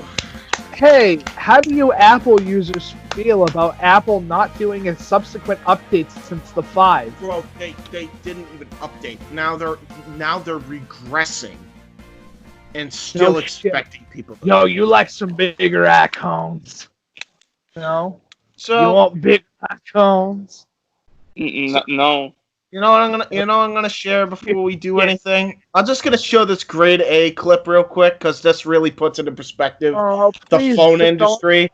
Grade A under A. Why does it say "gone sexual" at the end of the video title? Oh, because at that time, roasting prank channels that weren't real was like the big thing on YouTube. On Samsung phone, hold it in your hand, and move it closer to your face. All right? Do you see how it looks a little bit bigger? Yeah, that's basically the new Samsung S7. You want to know what the new iPhone will look like? Let's have a look at the past models and see if we can spot a pattern here. But before we do, right, let's switch off the screens and get rid of these glares at the top that artificially make these phones look more different than they actually are. And let's have a look now. Oh no, shit, actually, they still look really different, don't they? This is some ingenuity right here, isn't it? I would expect no less from the geniuses who called their second iPhone the iPhone 3G and their sixth one the iPhone 5. Do we need to say any more? Wait, what? Do we even need to? Wait, what? Yeah. Wait, what? This phone, Mike. This phone. This is supposed to actually be 7, but iPhone, Apple can't count. But wait, I what? So apparently Steve Jobs was not. Apparently Steve Jobs really was the brain behind Apple.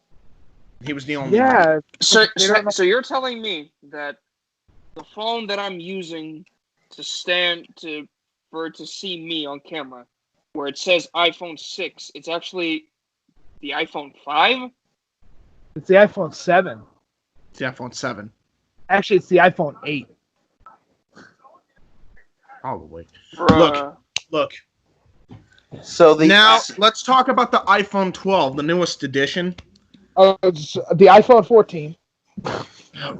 Whatever. Yeah, new iPhone. New iPhone is dumb. That's all we need to say. I'm just gonna call. You know what? I'm gonna call it iPhone B. That's what I'm gonna call it now. Fuck it. The iPhone B. now does not have. What did you say it doesn't have, Mike? They took away features like physically off the phone this time? Probably. I wouldn't be shocked by that. Well, you're the one that said that this was the thing. Cause, Okay, what was the last... Let me ask you a question. When was the last time I sent that article? I don't know, probably a week ago. iPhone 12 Pro outrage. Yep, there we go. Hold on. Yeah. It's been about 2 weeks since I sent that, so I may not be... Listen, I had to deal with... Listen, I've been having a fucking From Software grind, and I finally finished the Dark Souls 1, so just get off my ass, okay? Yeah, it's... So, I believe the main complaints are that they have square edges now. They've finally gone that ridiculous to the point where now if you drop your phone, it's going to break. And that they have gotten rid of headphone jacks completely. Like, you can't use headphone jacks. It's not a thing on the iPhone B. Hey, guys, which is fucking dumb. Hey guys, what does your computer have still to this day? Headphone jack. What does a Samsung have? What do all these other phones that aren't Apple phones have? Headphone jack. Why? Just in case if you happen to lose that set of headphones that could have possibly come with that fucking phone, you could Which is not hard to do. You could get a new set of headphones and make it work. Instead, let's just remove this thing that's really, really important, so that way people can do that. Yeah. Instead, we're just going to make everything Bluetooth, because everything has to be Bluetooth now. Even though it kills your battery. Oh, wait, Apples aren't well known for long battery lives, I'm sorry. Agree. They want your money, and that's all they give a fuck about. They want more money, so they make their products absolutely shit to begin with. So once again, we go back to Fat Man Judgeth. Fuck common sense. We already have your money. I can't believe we're using Fat Man Judgeth clips fucking 5 years after the man's no longer on YouTube. Honestly, James, I'm going to say this right now. I think that we can all agree. Fuck this topic. I have something that's a little bit more important than this anyway. Yeah, go. Are you ready? Yeah, sure. So, ladies and gentlemen, boys and girls of all ages, if you are a big fan of YouTube, the TF2 community decided to do a reanimated version of a classic TF2 video called Team Fabulous 2, created by Kitty. Reanimated, redone, because the gentleman passed away 5 years ago from, I believe, Lou Gehrig's disease. Yeah. And so almost the entirety of the TF2 community came together and decided to reanimate all the people that have been touched by this gentleman in their lives. Decided to all come together and make a video for him. Well, there of one of the most important videos of his timeline. If you haven't seen it, it is definitely dated. But man, does it have some really good fucking music in it. It does. Yeah. Yeah. There's if you have never seen it, or if you're like, why should I be interested in this? If you were a kid in high school during probably middle school into high school in about 2015, these videos are some of the funniest things ever, because it was made by somebody who pretty much was in high school. Yep. I mean, James, would it be crazy if I told you that right now he would be 25 years old? He would be 25 years old, yeah. 25 years old. He would be in our age group. Dude, here's the reason why. Dude, he's the reason why Gmod is so popular to this day. That guy, honestly. It's some of the funniest shit you'll ever see, because it was made by somebody who genuinely wanted to make something funny. I don't even know if this song's in the video, but fuck it. Mr. Blue Sky, please tell us why you know. Oh yeah, Casey, have you ever heard of A Day to Remember? Yes. Have you ever heard of the story So Far? Yeah. Is that the one that we used for the WIW 3-part special? Yes. Okay, then yes, I have. Dude, he used the reason why a lot of the Warped Tour bands on YouTube started to gain massive popularity. Yeah, because he tried, at least in his own way, to make something different. And James, if you haven't seen the reanimated thing, I'll probably grab the link and give it to you. Definitely, yeah. See fully.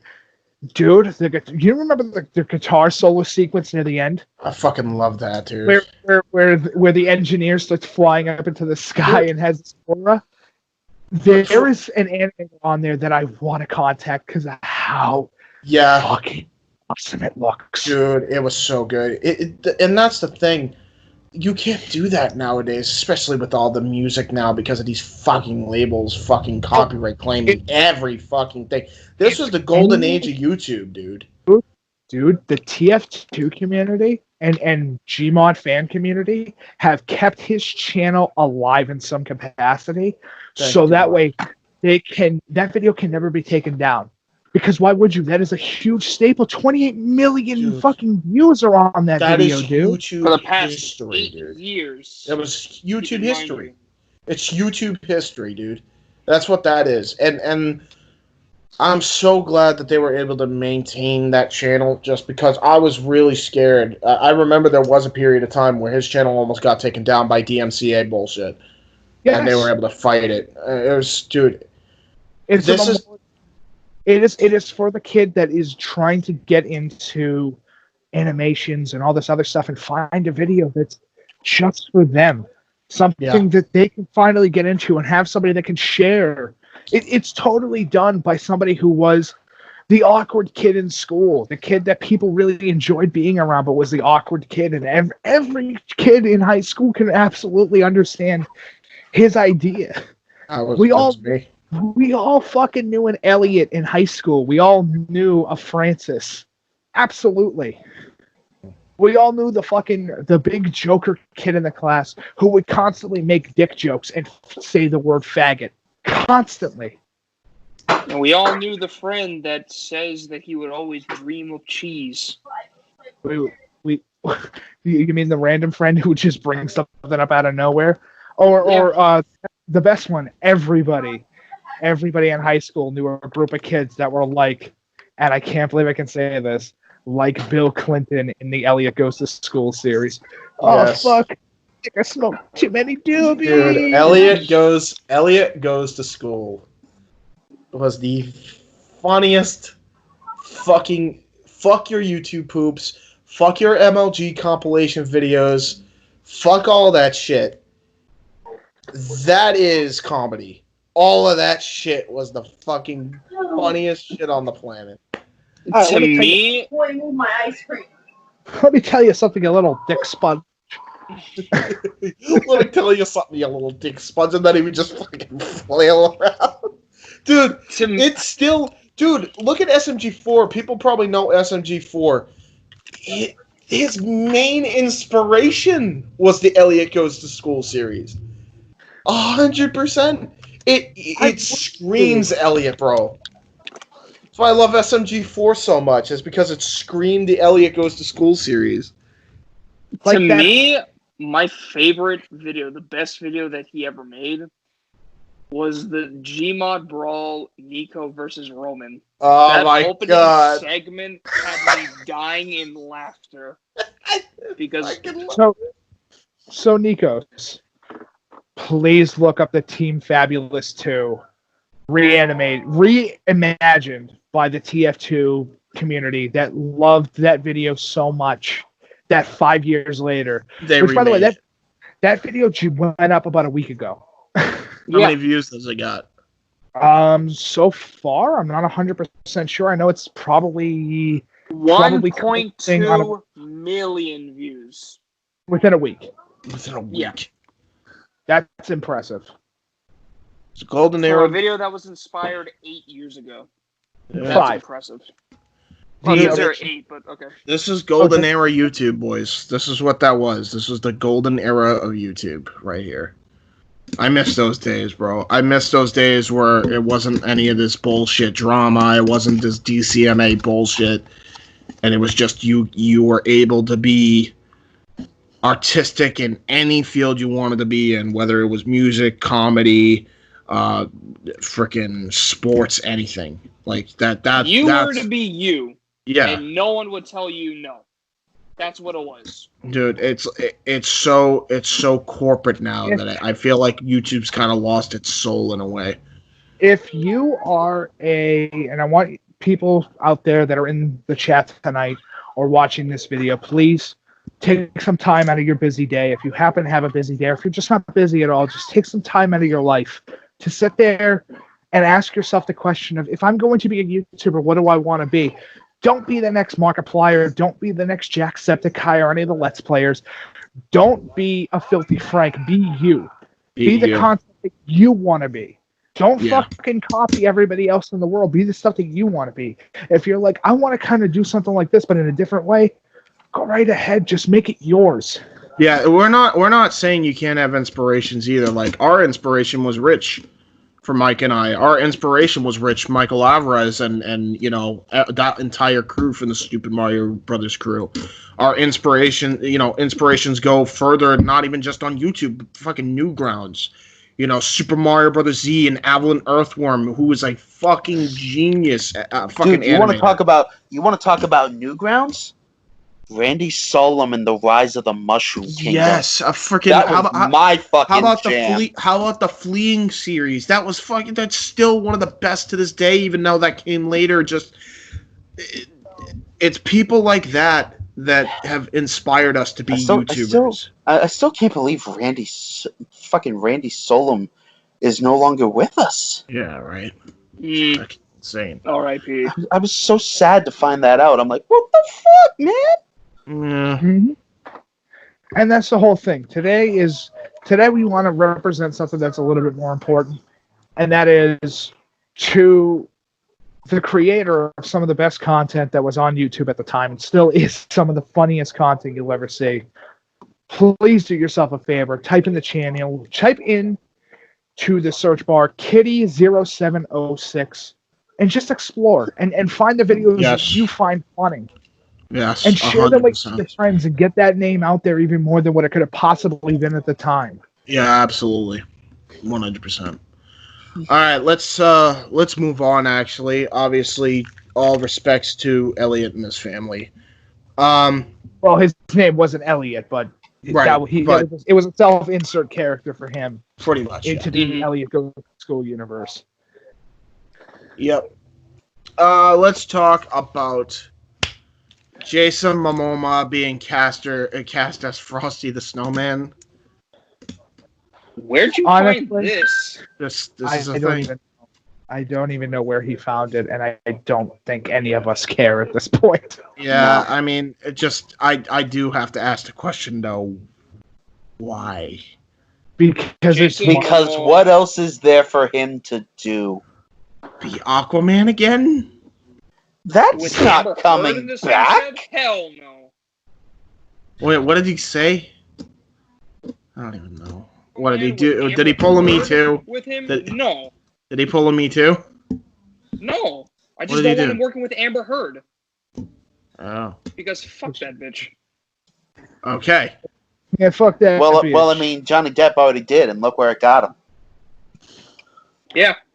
Terrible relationship with a psychopathic woman who has many, many, many problems that need. Oh, my ex. James, worse. They said woman, not being. No, James, worse. Right. And I mean, we're talking about hospitalization. We're talking about... Oh, yeah, fuck her. No. Yeah. Get her cutting your partner's finger. Yeah, fuck her. Yeah, no, she can die in a fire. Beavis and Butthead and Gen Z. Oh, this is fucking funny. Wait, what? Okay, so I'm just gonna read this. I'm proud that this is happening. So, Beavis and Butthead are coming back, and they're going to be living in the Gen Z generation. Oh, what the all this bullshit, Beavis? Yeah, exactly. I can't wait. I can't wait for them to just shit all over these fucking... No, they're not going to shit all over it. They're just going to be really confused. Why does this exist, Beavis? Dude, hence why I say they're gonna shit all over this. Beavis, there's no such thing as a chick with a dick. Only dudes with tits. So, oh my God. The chicks I got with. So Beavis and Butthead returning with 2 new seasons and spin-offs at Comedy Central. Creator Mike Judge. God bless that man. He's back. He's back and he's better than ever. He's back with a vengeance. He shall smite everyone with this new series. Not his sword of power, his new series. So he will oversee the updated series with plans already in place for spin-offs and specials of the former MTV pop culture phenomenon. Still is a pop culture phenomenon. Beavis and Butthead's my childhood, my guy. Dude, will you shut up? David took a shit in Butthead. Dude, will you shut up? Well, tell me how to get this computer to show porn. I would love to read it, but this shit is fucking trash. My God. You know what? Yeah. It's coming back. I'm not even going to read this, but if you guys can somehow get it to work. It's on Comedy Central. It's on thehollywoodreporter.com. The link will be in the description because I can't be asked. This is fucking glitching out on me beyond belief. Beavis, where is Beavis? Basically, yes. They are going to be doing it in the Gen Z era where they just shit all over it. And I can't wait. I can't wait. You hear that, I know. I can't wait. I can't wait for the cancel culture episode. That's the one I'm anticipating the most. Because you know it's coming. You know it's coming. The fuck is a YouTube and why is it full of such cancer, Beavis? What? Beavis, what the fuck's Twitter? What are all these mamby-pamby bitches on this? On this fucking site?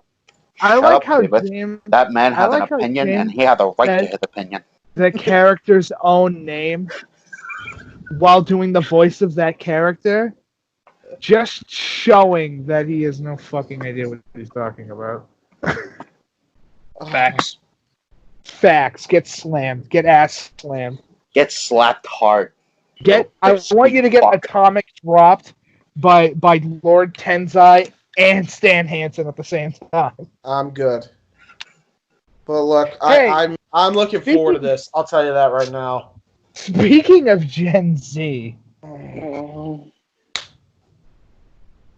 Bray Larson, who I have no idea who the fuck that is, and nor do I care. Captain Marvel.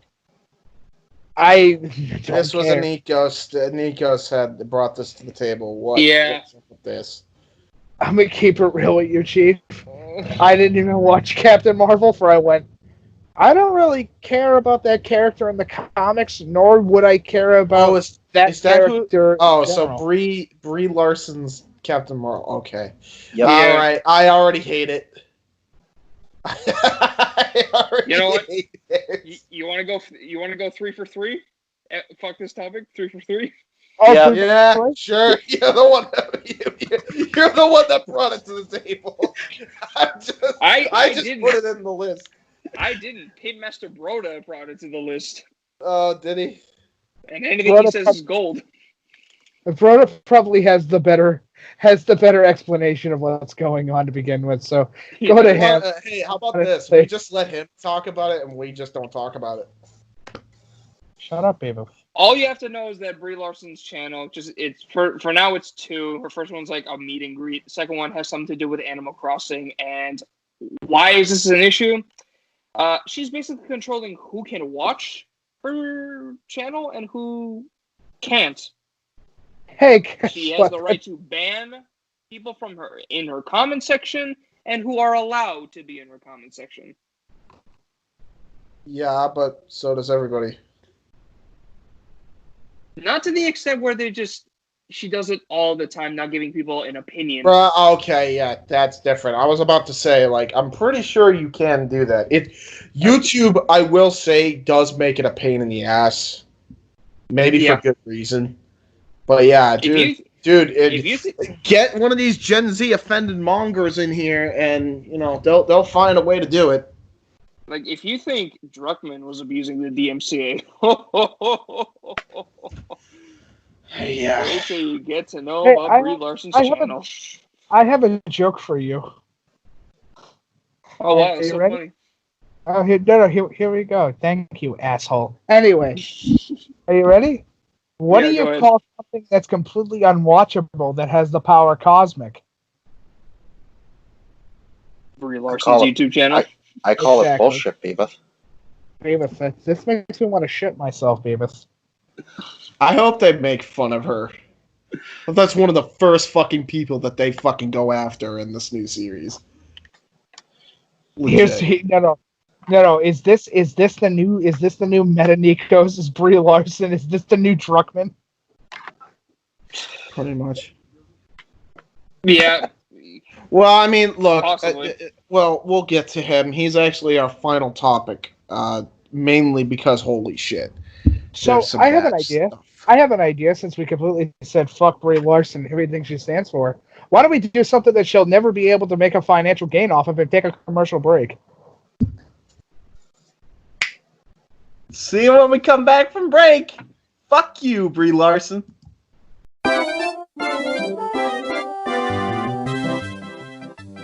Hibiki TMD on YouTube, retro gaming, pro wrestling, podcast, Terry Bollea, Hibiki Honors, Hibiki Quickie, everything in between. Hit that subscribe. Follow me on Twitter at the Hibiki TMD. And hey! Watch out for pedestrians, pal! You on the bike! Slow down! Hit that subscribe down below. Check us out at the Hibiki TMD on Twitter, Hibiki TMD on YouTube. Oh, the goddamn goodness.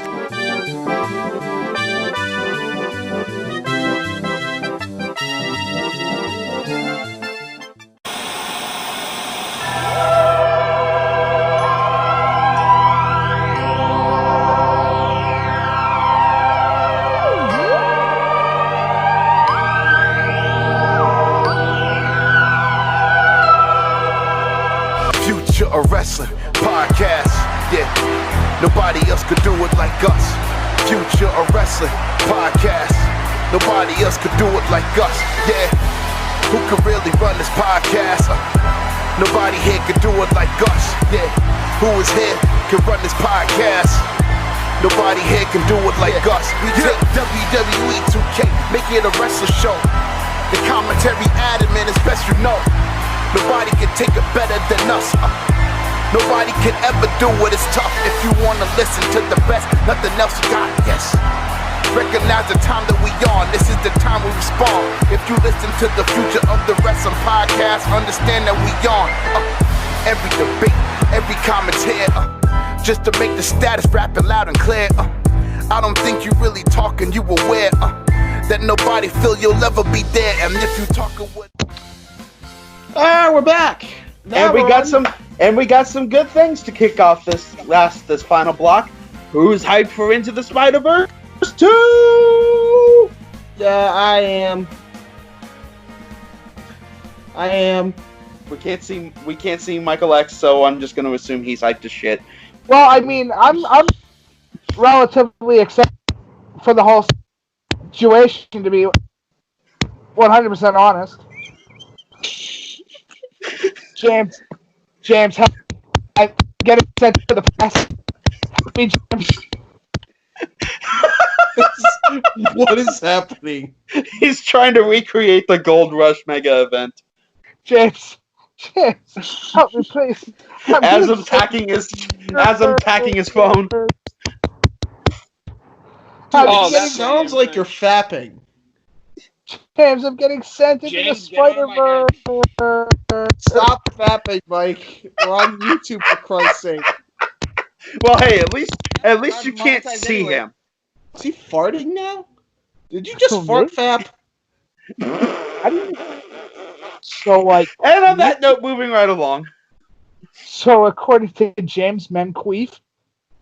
I have. I'll admit it. It's happened. All right. It's happened. Earlier in the show. It's happened. It happens, man. Look, you can't control when it happens, okay? I'm gonna keep it real with you, Chief. That is information I did not need to know, nor did I want to. Why don't we just annex this timeline and go into another one, and just not? How about we do that? Okay, well, Spider-Verse. Yeah, let's.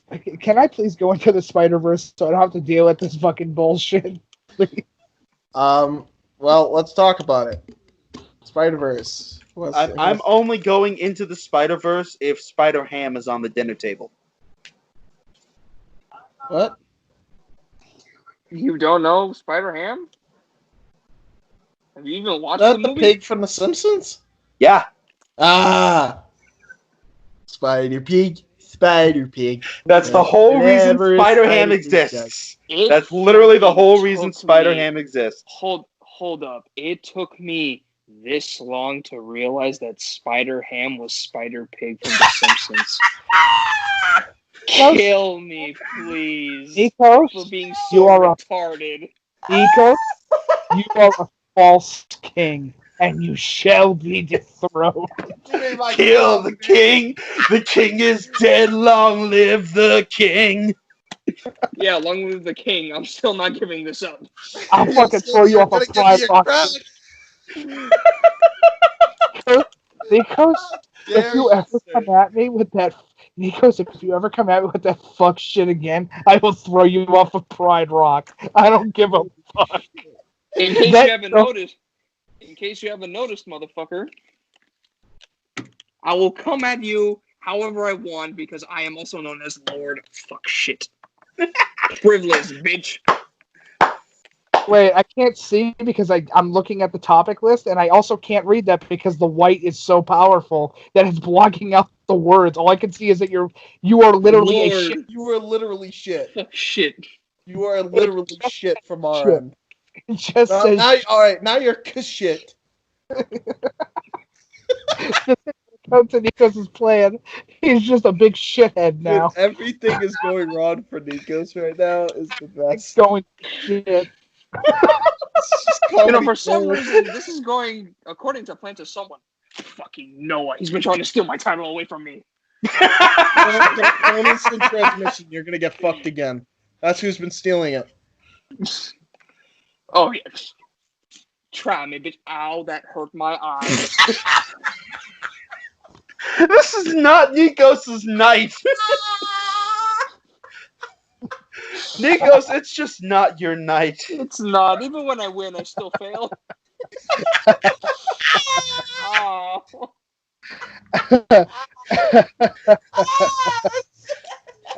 Well, hey, at least you don't fail at failing. I do.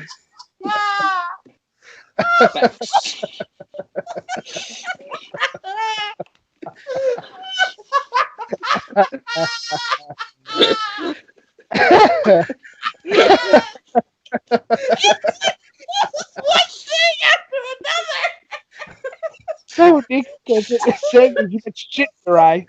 It's not even that funny. That's my laugh. I won't be surprised if I wake up the next morning with fucking pink eye. I hope you had a paper cutting. Dude, you have to watch this episode. Nikos fails so many times, it's ridiculous. Dude, it was even before the filming of this episode. I went for a walk today. I slipped on a log and fell into a pond. You fell into a pond before? Yes. So what you're saying is Nikos, today you've had swamp ass and shit on your head. Yes, I did.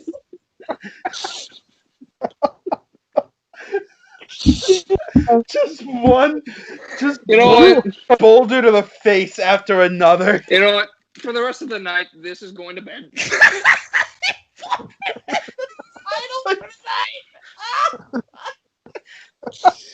The king has shed his lofty throne to walk amongst the common folk. The king has now become the court jester.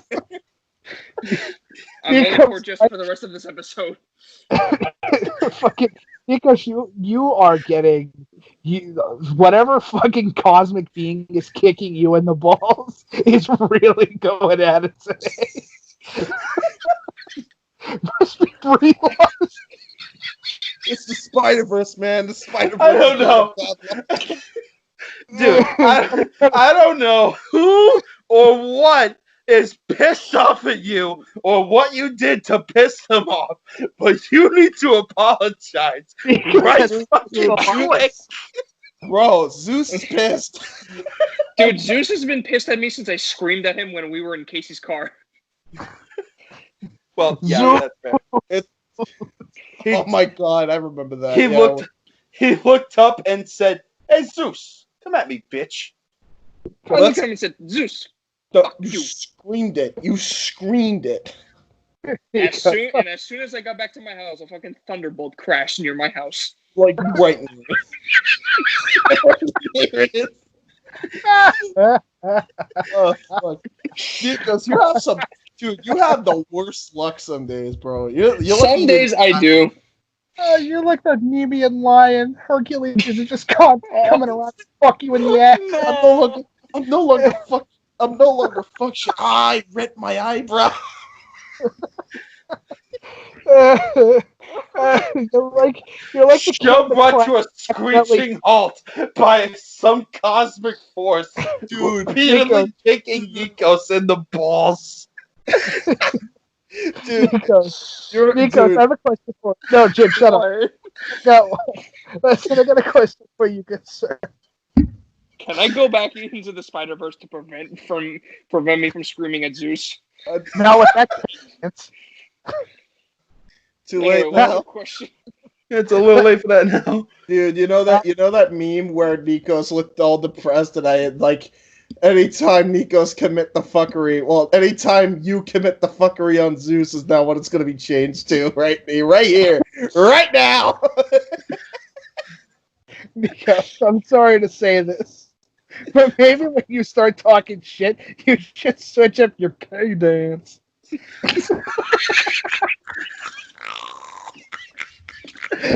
Hey guys. Looks like he's Felonious in foreface. Somebody, I got the Felonious. Somebody find me the fallopian poops. Show that damn face right now. Fucking Indy going.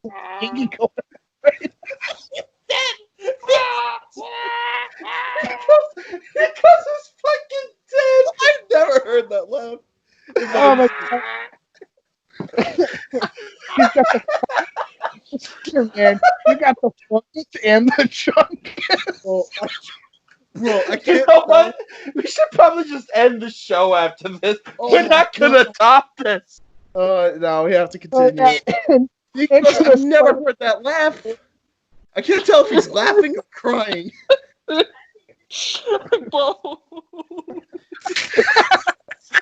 Fucking turn the camera towards you, bitch. Let the world see your. Let's see your epic face. Oh my god.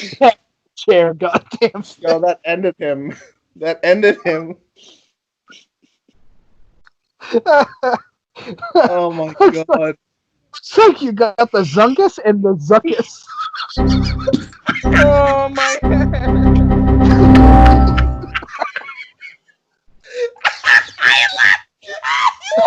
Fucking done. He's fucking done. He's fucking done. Oh my god, that's the best topic, okay? Let's just get to the next topic.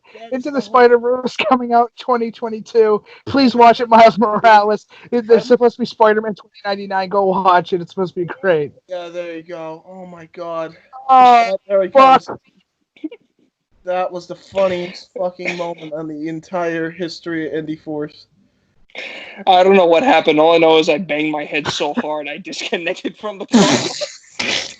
Dude, the bad string of luck. We gotta move on before this continues. The Spider-Verse is pissed. Okay. The Spider-Verse, yeah. It's great. Glad it's coming back. Buy it. Okay, Cyberpunk, let's go. It's getting an anime. Great. Let's continue. Also, Hideo Kojima's in it. Ooh. All right. We actually should probably go in depth with this just because of Hideo. Okay. So let me say it like this: Hideo Kojima made a Cyberpunk 2077 game way back in the day called Snatcher. and it's fantastic. Is it like the I same played it. thing It is really good. It's not the same game, obviously, because it came out like 20 plus years ago. Yeah. But it is fantastic. It is one of the If you like police knots, you'll probably like this. It's super good. It's the first entry into video game space for Cyberpunk 2077, and it's super good. I'm glad he's finally in something that isn't a project that he worked on. And this is how you, and Neil, this is how you get to be in a video game, because you actually worked on something that was very fucking good. Right. Instead of doing a self-insert, because you're a dumb hick.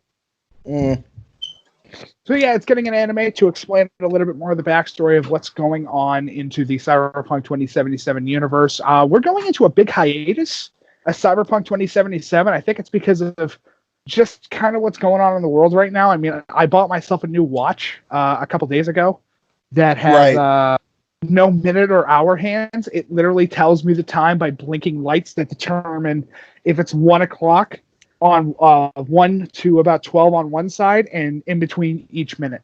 Yep. It's pretty sick, and I really do enjoy it. So, dude, I'm looking forward to it, and I don't even. I've never. This is my first exposure to the game was, I think, a preview, and holy shit, like it's not even out yet, and that's the best part. It's so hyped. Like it's receiving crazy amounts of hype. Dude, I want to see this anime. That's what I want. Yeah, you know what? Honestly, I got a question for you boys. When it finally does come out, you want to do a watch party where we go through episode by episode? Sure, by all means. Absolutely. Let's fucking do it. Yeah, if we can even do a fucking watch party. If you're a huge sci-fi nerd, Cyberpunk 2077 is definitely for you. If you liked Deus Ex, gameplay is going to be relatively somewhat similar, not exact, but somewhat similar to it. But yeah, this is going to be fantastic from day one. By the way, the news just keeps getting better because we also are getting an Avatar Last Airbender game made by Elsa Gaming. Okay, Elka, but whatever. Elka, my bad. Can I tell you who I really want to have make an Avatar The Last Airbender game? Platinum. Oh, the guys behind Bayonetta?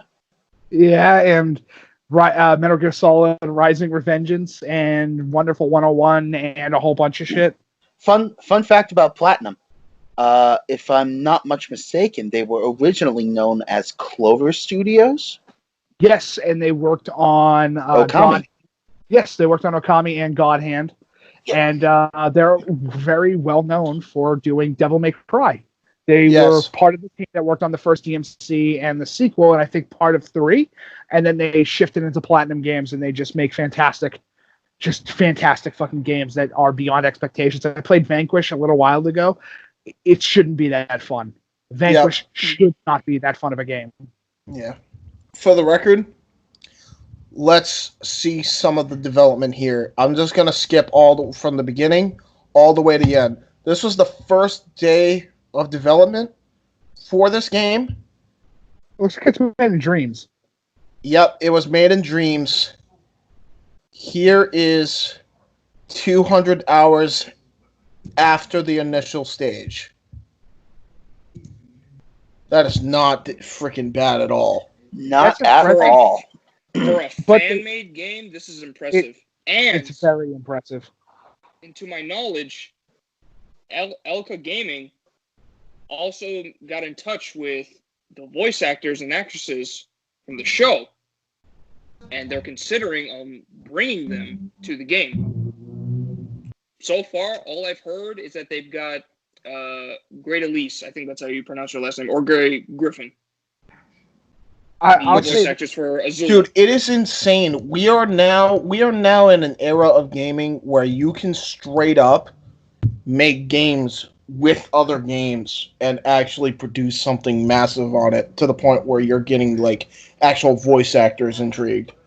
Well, that's the whole thing, is that if you're going to go for the full experience, honestly, I'm shocked that Avatar The Last Airbender has not had a new game in a while. I think Korra had one, but that was like years ago after like season 2 dropped. So it's been a while since Avatar has ever gotten another game. Yes. But Yeah, no game can get to the scope and size. That's why I want Platinum to make one, because I know they could go crazy with it. Of using air as a weapon in different style of combat, using fire as a weapon, using water as a weapon, using earth, and just getting stronger over time. I mean, it would have to be a long fucking game. Yeah, probably. If we're talking about Avatar: The Last Airbender, I'd probably say upwards of 45 hours. Probably. I mean, it's about what, $5 long? I would think so. Yeah. About 4 or 5 books long when it comes to story, because it's really fucking long. They have a lot to work off of. For sure. They do. And you can cut some of the filler episodes and shit that nobody cared about. The Great Divide. Yeah, but like, okay, let me put it like this. Nikos, imagine being an airbender, and this is the best way I can describe it. An airbender, but it's like having the Force and the Force Unleashed. That's how fucking stupidly strong you should be able to be. You should be able to lift multiple opponents off the ground using small tornado people off the ground. True. Force. You had me at Force and airbending. I mean, the airbending. That's gonna be a shirt at some point in the future. You had me at Force and airbending. You had dude, right? That's right along the dude. That's right around the quote of "Tits and Green makes a happy James." right on there. We're gonna market that one of these days. Sonya Blade, right on the front cover. So, in any case, speaking of action games that look really interesting, guess what finally came out yesterday? Ghost of Tsushima, and it looks fucking gorgeous. I have seen YouTubers already play this. This may have beaten Final Fantasy, you know. Holy shit, graphics-wise? Dude, this is beating Last of Us 2. By leaps and bounds. By leaps and bounds, bro. Last of Us 2. I won't deny it's beaten Last of Us 2, but FF7's FF7, so trying to beat that is kind of hard to do. Yes, but here's the thing that Final Fantasy VII and Ghost of Tsushima have in common. It's not about graphical capability; it's about the aesthetic. Yes, and how to make the world look impressive. Yes, with the graphical capability that your system has. It is. I personally, it's neck and neck for me between those two. You know what, Nikos? You've been watching the movies, and so have I. What's the last classic samurai movie you watched before the game came out? Yesterday. The last classic samurai movie I've watched? If you say The Hidden Fortress, I'm going to die laughing. Oh, no. It was the first one I've watched. But...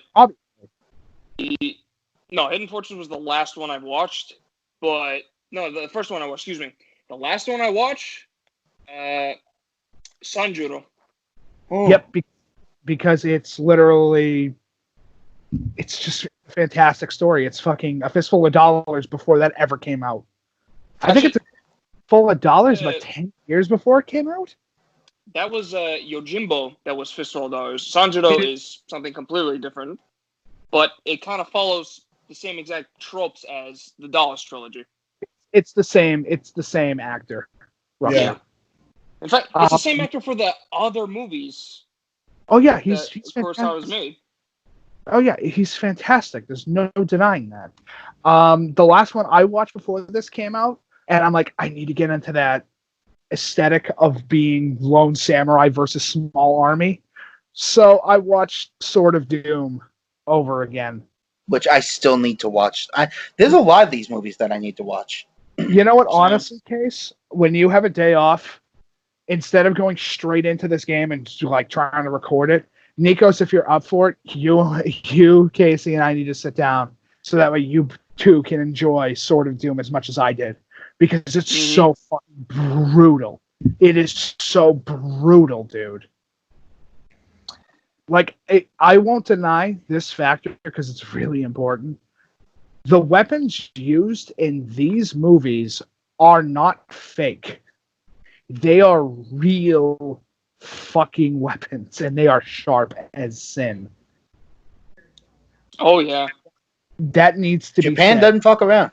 No, Japan does not fuck around when it comes No. to trying to make something authentic.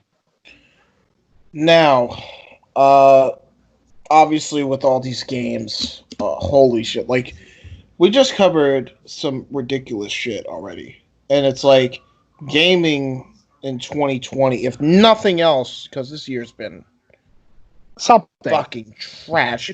It's been something. Gaming for sure has thrived, because holy shit, you got the Spider-Verse game coming out, you got the Cyberpunk game coming out, the Last Airbender game, and we also, like a couple episodes ago, talked about a fan-made Dark Knight game off the Christopher Nolan's Dark Knight trilogy, and then you got the Ghost of Tsushima that just came out, Final Fantasy VII.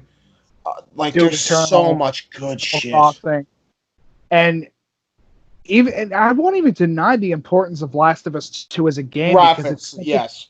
As a technical leap, it's super impressive. I finally beat it, and I could sit there and say it's very impressive. It's just the thing I'm there for isn't great and isn't really that good and is very boring and very cliched. And it's very politically driven, yes. I feel like I've seen that storyline 100 times, and I've done infinitely better. Yes, done infinitely. The revenge archetype. How many times has there been a revenge archetype in movies? Well, not even just that. He tried to make it more than an avenged archetype, and then he failed at that. James, because he went completely 180 with it. The Last of Us suffers from this worst possible thing you can do for your ending ever. Your character who is... I'll give an example. Let's say we have Guts from Berserk. And at the end of the story, where his whole goal is to kill this, we'll say, insert terrible character who's done terrible shit to him, in Guts' case, Griffith, backs down and doesn't do it. That would piss you off, wouldn't it? Yeah. That would. I mean, people have been following the manga of Berserk since the 80s, and having, saved that final volume of the manga to come out where Guts has the final encounter with Griffith, which a lot of fans nowadays are thinking, is it still worth it? Of course it's still worth it. If you looking back in the manga, of course it's worth for Guts to have his revenge. But the problem is, if in the final moments, in the final battle, where Guts and Griffith fight it out, and the moment where it looks like Guts is about to win, imagine he drops the sword. Him live. Yeah. He drops the sword and walks away, and it's like, why? And if there isn't a reason why, the problem with Druckmann's writing for these two games is that, as Nikos and I have said, these characters grow a consciousness at the worst pinnacle time, and it doesn't make sense. Yeah. James, now I'm going to put it to you like this: imagine you're reading a Batman story, right? You're reading a very good story. It's gone on for 50 years, right? You know this character. You love this character. You really enjoy this character. And all of a sudden, he has the Joker in front of him. And then he picks up a gun and shoots him. And you're like, what? Now, before we continue with this, I do want to say, everybody's probably like, you said the open mic game was going to be the last time we talked about it. Yes. And that is true. We're only talking about it now because I think you noticed a pattern when we criticize this game. We criticize the story, we criticize the writer, we criticize the guy's overall story. But we've never criticized the game. We never criticized the game, and we've never threatened the human being. No. And that is where... I have called him a cuck. I've called him a simp. We've called him every name in the book. But I've never sat there and said, I hope you die. No. And that will bring us to our final commercial break. When we come back, we are going to be talking about how the Druckmann hate and the Naughty Dog hate has gone just way too damn far now. We'll be right back. Before we leave, go play Ghost of Tsushima. It's really fucking good. Do it. Seriously. And may I suggest, it's really play good. it on the Kurosawa mode. Yeah. Black and white filter, Japanese voice acting, English subtitles. Best mode in the game. Don't go for the English one, because, yeah, even though it's synced to English, you'll get a much better experience just listening in the Japanese dub. We'll be right back, ladies and gentlemen.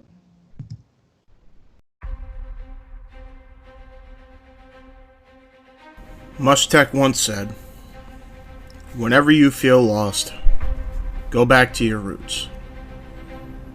Often, lost love is found in the windy streets you left behind."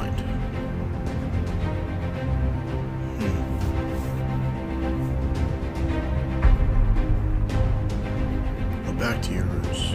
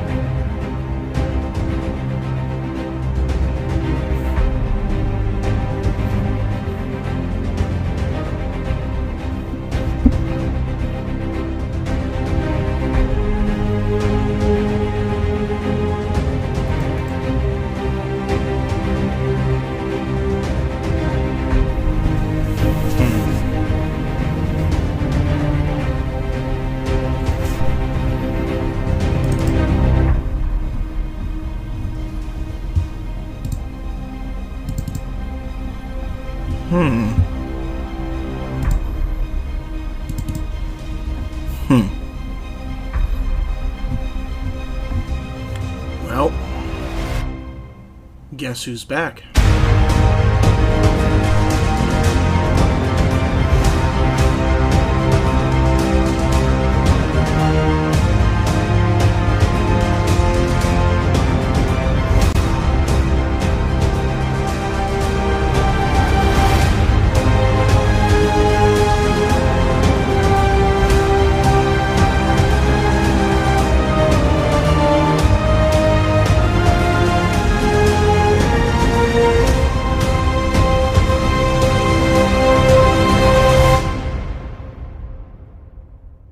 If you like the content that you saw today, make sure you check out For the Win Productions and subscribe to the affiliates of this conglomerate.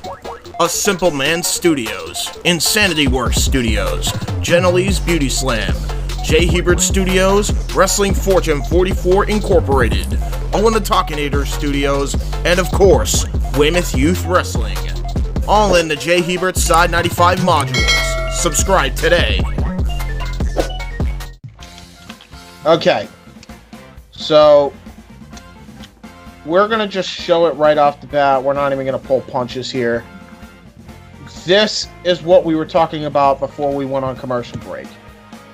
So these are legitimate threats that Neil Druckmann, the man we've been criticizing for the terrible writing, has been getting. Now, I get being pissed off at a guy who has just ruined your franchise, but this is just ridiculous. Like, and of course, I'm not even going to repeat it. I'm just going to... Yeah, this is a big trigger warning. I wish I actually had his legitimate tweet. I think I do have his legitimate tweet somewhere in here. Yeah, so he says, "You can love or hate the game and share your thoughts about it. Unfortunately, too many of these messages I've been getting are vile, hateful, violent. Here are just a handful of them. I feel it's important to expose. Trigger warning, transphobic, homophobic, anti-Semitic, and I wish he put threats in there, like death threats and shit, because that does trigger some people. I do want to point this out, so I'm just going to show this on the screen. I'm not going to repeat any of these vile crap that these people have said. And it's just, don't threaten a fucking dude for a game that just went awful. Like, what's worse, don't threaten the voice actors and actresses. That's another thing that pissed me off. And you know what? Poor Troy Baker. Yeah. And not Troy Baker. Not just him. Everybody. Every voice actor for The Last of Us 2. Laura Bailey, who voiced Abby. was getting the worst of it. Yeah. And Laura Bailey doesn't deserve it. Out of all the come people on. involved, How you gonna fuck with Mary Jane? Yeah. Well, here's the worst part.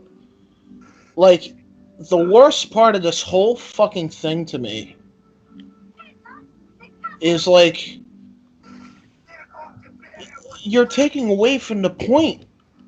Yeah, you could criticize the game, but it's like, the minute you start threatening his life, it completely devalues that point now. So, I'm not defending him abusing the DMCA, but now looking at these messages, it's no wonder why he probably didn't know what the fuck real criticism was, because he was getting all this shit. He was probably just like, block blindly, not realizing that not everything was this bad. I could be wrong, but it's like... Hold on. I'll say this for the four of us here. Yeah. We would like to apologize on behalf of the internet for them being disgusting pieces of fucking trash. Yeah, this is just...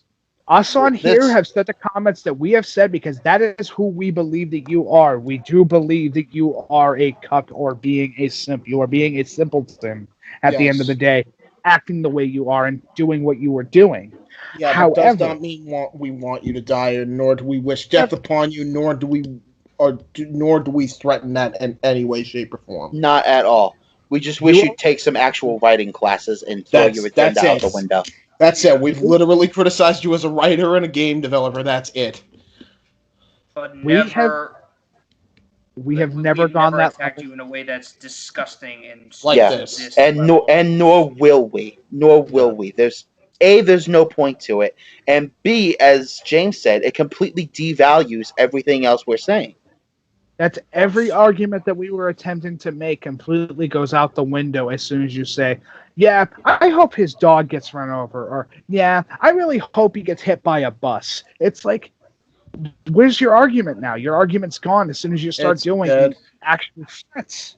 It's dead. And look, it's one thing if you do it in satire and you do it in a way that's satirical. This is not at all. You can tell. You can literally say. You can see all these. None of these are satiricals at all. Now, this is what I said in response. I saw this. I don't remember how long ago I talked about this, but I said, I do not condone these messages, but that being said, you have had DMCA takedowns on just criticisms of the game from people, none of which have offended you. You need to separate bland hate like that and actual criticism that was absolutely justified, the characters especially. But yes, holy shit, at the end of the day, it's just a fucking game. Criticize all you want. Don't degenerate to threatening death or violence on a guy who hasn't physically harmed anyone. What the fuck? Now we can extend that to the voice actors. Leave them out of this. Dude, it's insane. And you want to know the worst part? This is the problem. This is a byproduct of this cancel culture shit. You think everybody thinks that was crazy, that I correlated that with stuff like Keeman A Street, or correlated it with, now we can correlate it with what's going on with Shane Dawson. It's happening everywhere. It's happening in wrestling. It's happening with entertainment in general. It's happening with sports. It's happening with the gaming industry. Everywhere. Everywhere is being affected by this bullshit. If somebody doesn't like something, this is their go-to reaction every time, which means something must be wrong up here where they're not okay. No, you know what they think it is, and I'll put it in perspective. They think that they're trolling. They think that they're really funny. Yeah. At the end of the day, you're affecting a human being. If you want to go on my Twitter and start doing that, I don't give two shits. Because can I tell you why? I'll just go, oh, cool. Another message on Twitter. Uninstall Twitter. Yeah, this is the problem. And that's why I always say there needs to be some sort of online constitution to prevent stuff like this, like death threats and shit like that. You should be arrested. That should be a federal offense. That should be a federal offense. I'm not the only one that thinks that, right? No, it's like even on a minor level. Even a minor level, at least. No, you should be paying a fine more than anything else. Yeah. It's not okay. People get affected by this shit because when it's constant, it's just, can I go to bed? Yeah, right. Can I have the right to use my phone that I spent money on? Can I do that in peace in my home and with my life? Can I do that? Can I go on the internet? Can I see what's going on in the world today? It's fucked up, man. It really is fucked. I get it. And like some of the again, people saw it. People saw what was said. I don't need to repeat that. I left that on for long enough that you were able to read everything that was said to that guy. Mm-hmm. And that was probably just, by the way, a fraction of the death threats and of these homophobic slurs that he was getting on top of the death threats. Like, you want to be homophobic and anti-Semitic and all this stuff. You're an asshole still, but at least you're an asshole that's not threatening anybody. The minute you follow that up with, I hope you die. Like, I can't support that. I will never support that. None of us will ever support that. Like, I didn't even go that far with Vince. You know? I'll admit, I probably have gone that far when I was younger with other people. Like Russo, I'm sure was one of them. I'm sure they're going to bring that clip up, like, way back in the day, in PWR days. And you know what? I firmly regret it. It's not okay. It's just not okay. What has he done to me? What has he done to me? What has he done to other people? You know? Like, it's materialistic. It's materialistic. Wrestling's materialistic. Entertainment's materialistic. Gaming's materialistic. All of this shit is materialistic. No one should threaten somebody's fucking life over it. It just shouldn't happen. Like, no, agreed.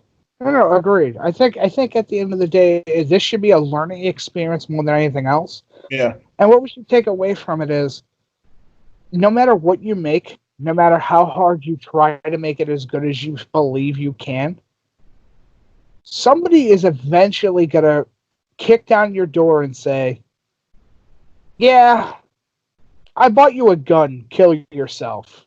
And you have to just sit there and say, dude, this is why Hannah Kimura killed herself, too. And that's the worst part. It's because of shit like this. Uh-huh. It's not okay. I understand. People are passionate. I'm passionate, too. I've been playing video games since I was fucking 3 years old. But that doesn't mean I'm going to go on Twitter, Instagram, fucking Snapchat. I'm not going to go on 800 different servers, all these different things to just bitch and complain about something. I'm going to create a platform where I can do that in peace. Yep. Or I'll talk about it on here, or I'll just have a general discussion, or maybe I'll just fucking ignore it and keep doing what I'm doing on a daily basis. Yes, that would be great, right? You would think people would learn from that, but apparently not enough. And in a way, this kind of segues into what I'm going to talk about next, because this was not scheduled, but I figured it obviously should be talked about. Because if you haven't been following with my social medias, I'll say it here.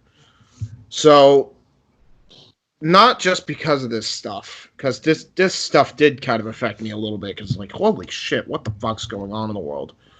But just general stuff that's going on in my personal life, and you know, just outside stuff that I can't control, and just being reminded how the world is shit on a constant basis, and then then I've been like having like flashbacks of bad past stuff that has happened to me. And I've already mentioned this, but I have been diagnosed by my therapist already after the intake with post-traumatic stress disorder. And I'm only saying it now here because I do not want to hide that from anybody. I've never been about hiding that from people. But yeah, it did rock my world a bit. I'm not gonna lie to you. Like, hearing that is fucked. You know, it explains a lot for damn sure, because I've had that suspicion that something mentally was fucked up with me for a while now, but I'm still I'm coming to grips. But somehow you're just never expecting PTSD. Yeah. Yeah. Seems off, but I think part of it is my autism, and that's the only way I could justify it. Because like, I'm not a war veteran, right? You know, Yeah. I'm not. Which is part of why you're not expecting PTSD. You associate that with war veterans. I think that's what I think. I think the reason I have it is because when I did go through an abusive relationship, I went through a lot of bullshit in middle school. Mike will be the first to fucking tell you. I went through. I'm sure college wasn't much better. No, and well, a lot of that had to do with that fucking horrid relationship. And then a couple other personal things that one personal thing I don't want to get into. I think the other would be... Actually, yeah, no, two personal things I don't want to mention, but one involves ego, and, you know, you guys know the other one as far as why I'm here. So, yeah, it's all of that, I think. And I think I bring my autism up because I feel like because of my autism, I feel emotion a lot differently than most people, and I don't think people realize that. Like, because most of the time, you know, people know because I've said it, but like if you known me and I never said I had autism ever, you would not be able to tell immediately. But emotions hit me a lot differently than most people, so I think that's why I have it. That's the only explanation I have it. Not to cut you off, but I feel like, weirdly enough, my channel has a really good example of what you're talking about with emotion hitting you hard.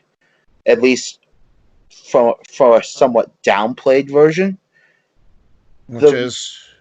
The first day all three of us, Mike, you, and me, ever recorded together. Which was what, the adventure vlog? Yeah, 4 matches and a beatdown. What did I do in that? I don't even remember. I haven't checked it out in a bit, even though I did. You were yelling at the AI. Oh yeah, well, yeah, but most people do that. That's not really. Well, that's true, but you know, I guess the way I do it is definitely different than most. But yeah, it is a problem. The reason, and just so people don't understand, like the flashbacks of those things I mentioned have popped up, and it will happen when something triggers it, and it could be random. Sometimes it could just be random. Like one thing can go wrong. I will be in a daze for hours. This has not been recorded, but we were before this pandemic hit. We've recorded like 3 months of the first season already for WYW, and one of the matches fucked up, and because it fucked up, I for whatever reason, like my brain's like something in my head said you're a failure, and then like all the flashback happened at a fucking once, and I just stood there staring blankly at the TV and lost all touch of reality from that point. Like all completely gone. I was completely gone, and I think Mike tried to snap me out of it like a couple times. And it was like having no effect, and like I'll be out of it for a minute, and then right back into the trance. And it lasted like right up until we had the anniversary party, and then we know what happened there. I won't get into that, but yeah, it's happened. It's a lot of people have suspected that it happened after the abusive relationship specifically. Events since that haven't really helped that. So yeah, I'm getting personal help. Obviously, I'm finally, which is good, and that's exactly what you should do. And that is great. So, and if you need any more assistance, you got us, dude. Absolutely, we're all here for you. We're all behind you. As I said over Facebook, just give one of us a call if ever you need to vent or talk about whatever. Yeah, and I appreciate that. And to anyone that's watching, just the cutoff points between 12 a.m. and 6 a.m. Am I out? I'm not open. Well, yeah. I'm not open. You can't. Listen. I want you to hear me out on this one. You just the door's closed. I gotta close up shop at some point, and I gotta go home. So you get where I'm coming from on this. Yes. Anyway, continue, Nikos. What were you saying? I was gonna say, if there's anyone who's watching this who suffers through a mental disorder, whether it's PTSD or just depression, you are not alone. Yeah. You can contact people out there that can help you. Like, Yeah, I highly recommend it, guys. I really do. It's already done me a world of good, and I haven't even gone through my first official meeting yet. I just had my intake, and they diagnosed me. So, yeah, just know, man. Like, somebody's there. Somebody gives a shit. Now that being said, I do this thing where I'll always constantly grind despite this, and I think it's done more harm than good. So I'm going to take a little bit off my plate here. For the time being, I will not be hosting Indy Force. I will not be co-hosting or guesting on any podcast. The last one I will be doing after this is going to be the ECW Booking Part 5 with Owen. That will be the last one I do for a while. And I will come back after All Out. I'll be on the Hibiki D&D, and that's when I'll start back up hosting again. This does not mean my content is not happening. I will still be posting. I will still be producing. But as far as hosting, in a general perspective, I don't think that's healthy for me right now because, like, I only did this, obviously, because I made the commitment and I don't want to go back on a commitment. But, yeah, I need a break from actually hosting or co-hosting or guesting on any podcast because, you know, I'm always on like one track mind, grind with anything I do, and it's just, you know, I don't. Like, I'm not, dude, you lost how many hours of sleep trying to get Immortal out? Yeah, and now a lot of that had to do with because I was having, which we don't need a repeat of ever again. Yeah. Dude, the reason why half that happened was because I was suffering flashbacks as I was trying to edit, which is why it was delayed as long as it was as well. And, you know, I got it done. It's still one of the best pieces I've ever did, despite all that, which, you know, should tell you a lot about the fucking human resolve. You know, but still, I want to have a way clearer head than I do. And I don't have a clear head, especially in this time right now. My God, like I'm probably the worst I've ever been since that time with my ex. Like that's how bad it is for me right now. And I know for some people it doesn't look like that from the outside, but trust me when I tell you, it's been the worst year of my life, and I need to correct that. And I'm not going to be able to do that just by constantly doing shows and pretending it doesn't exist, because it does. So, just wanted to point that I just wanted to make that announcement now in case people don't tune into my social medias, which is, you know, because I'm sure some people do. Shout out to those people, all two of you. Yeah, I'm just gonna take a break. You will be seeing me and my content coming up. The shows are still going on as planned. I'm still going to be producing. I will just not be hosting. I'm taking that off my plate completely. So, there you go. Yeah, I think that's everything. Is that everything? I don't know. As far as I'm aware. Yeah, I think we somehow managed to get it done right at 11 on the dot. Yeah. Not 100% everything. There's one thing we are missing. Go. I guess we could finally make the announcement that we're going to be back at recording, hopefully sometime soon. Yes. Yes. Allow me. James was kind enough to pass his Xbox and capture card on to me. All I really need to do is get it set up. Which, by the way, James, I'm going to need you to send me the capture card program over Google Drive or whatever. Oh, you don't have it? Not on this laptop, no. Oh, at least I don't think so. Let me look. I could probably give you a thumb drive with the program on it. I just need that'll work. For it. That will work. I just need to search because that's not good. I'm hoping I can find it in one of the houses. I thought he could download it via the website. Yeah, you probably could, Case. I that's what I did one of the times when I didn't have the. You could probably just go onto the website and you'll be able to download it, no problem. I could probably find it in like 2 seconds, but Yeah, they're gonna be recording. The boys are gonna be recording. I will not be present for that because of So the one thing that we do want to say is that this podcast here, just like with open mic nights, is gonna be every 2 weeks from now on. So that way we can get back into the grind on doing that. It doesn't mean that we're not doing the show. Don't worry. So just let me make that very clear to people. Every 2 weeks, and that's going to be like that for the foreseeable future, even when I come back. So this is not good. We're not doing the weekly stuff anymore. We only did that because we literally had nothing else to do. So this is now going back to bi-weekly now. This is not going to be weekly. So there you go with that. Just wanted to stress that point home there. Continue. It's really important to us to get back onto the project, get back onto the grind, and keep doing what we were doing, so that way we can get more content on for you guys, because 2022 is going to be coming quicker than you could possibly expect. I mean, it's almost fucking August already of 2020, and we weren't expecting this thing to go as long as it did. But at this point, it is, fuck it, we'll get back into it and start getting stuff done. Right, exactly. Yep. More than anything else. So there you go.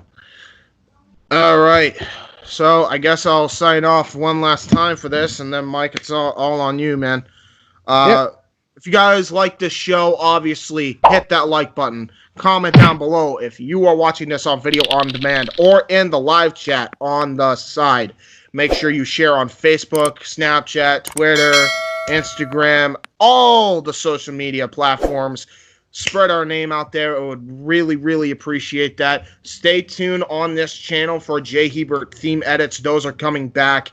I've already got so many in the can. They're ready as we speak to be uploaded. Some of the boys have already seen them. And yeah, they're coming back. I can't wait to get back into that at the very least. And until next time, ladies and gentlemen, we love it when a plan comes together. Somebody say a meme. It certainly didn't come together for Nikos tonight. No,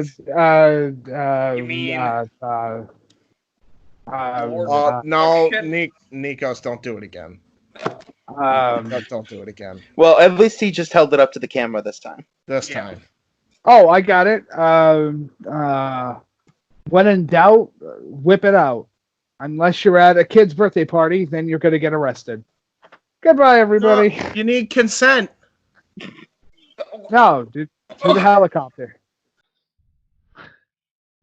Arnold Schwarzenegger? To the helicopter. Governor of California. All right, bye, guys.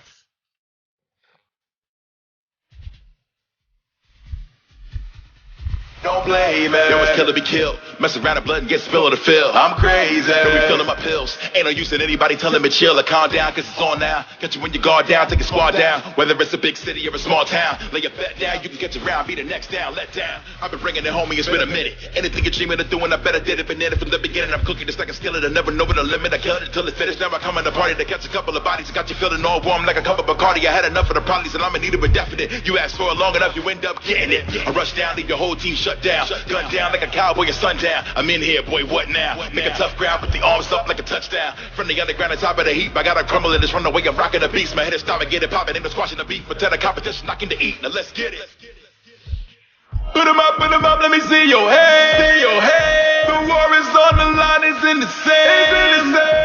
Here it is, we who they demand. It's time to take a stand. So here I am. This is for the fighter. Lady lies on the line. 24/7 ride with victory on the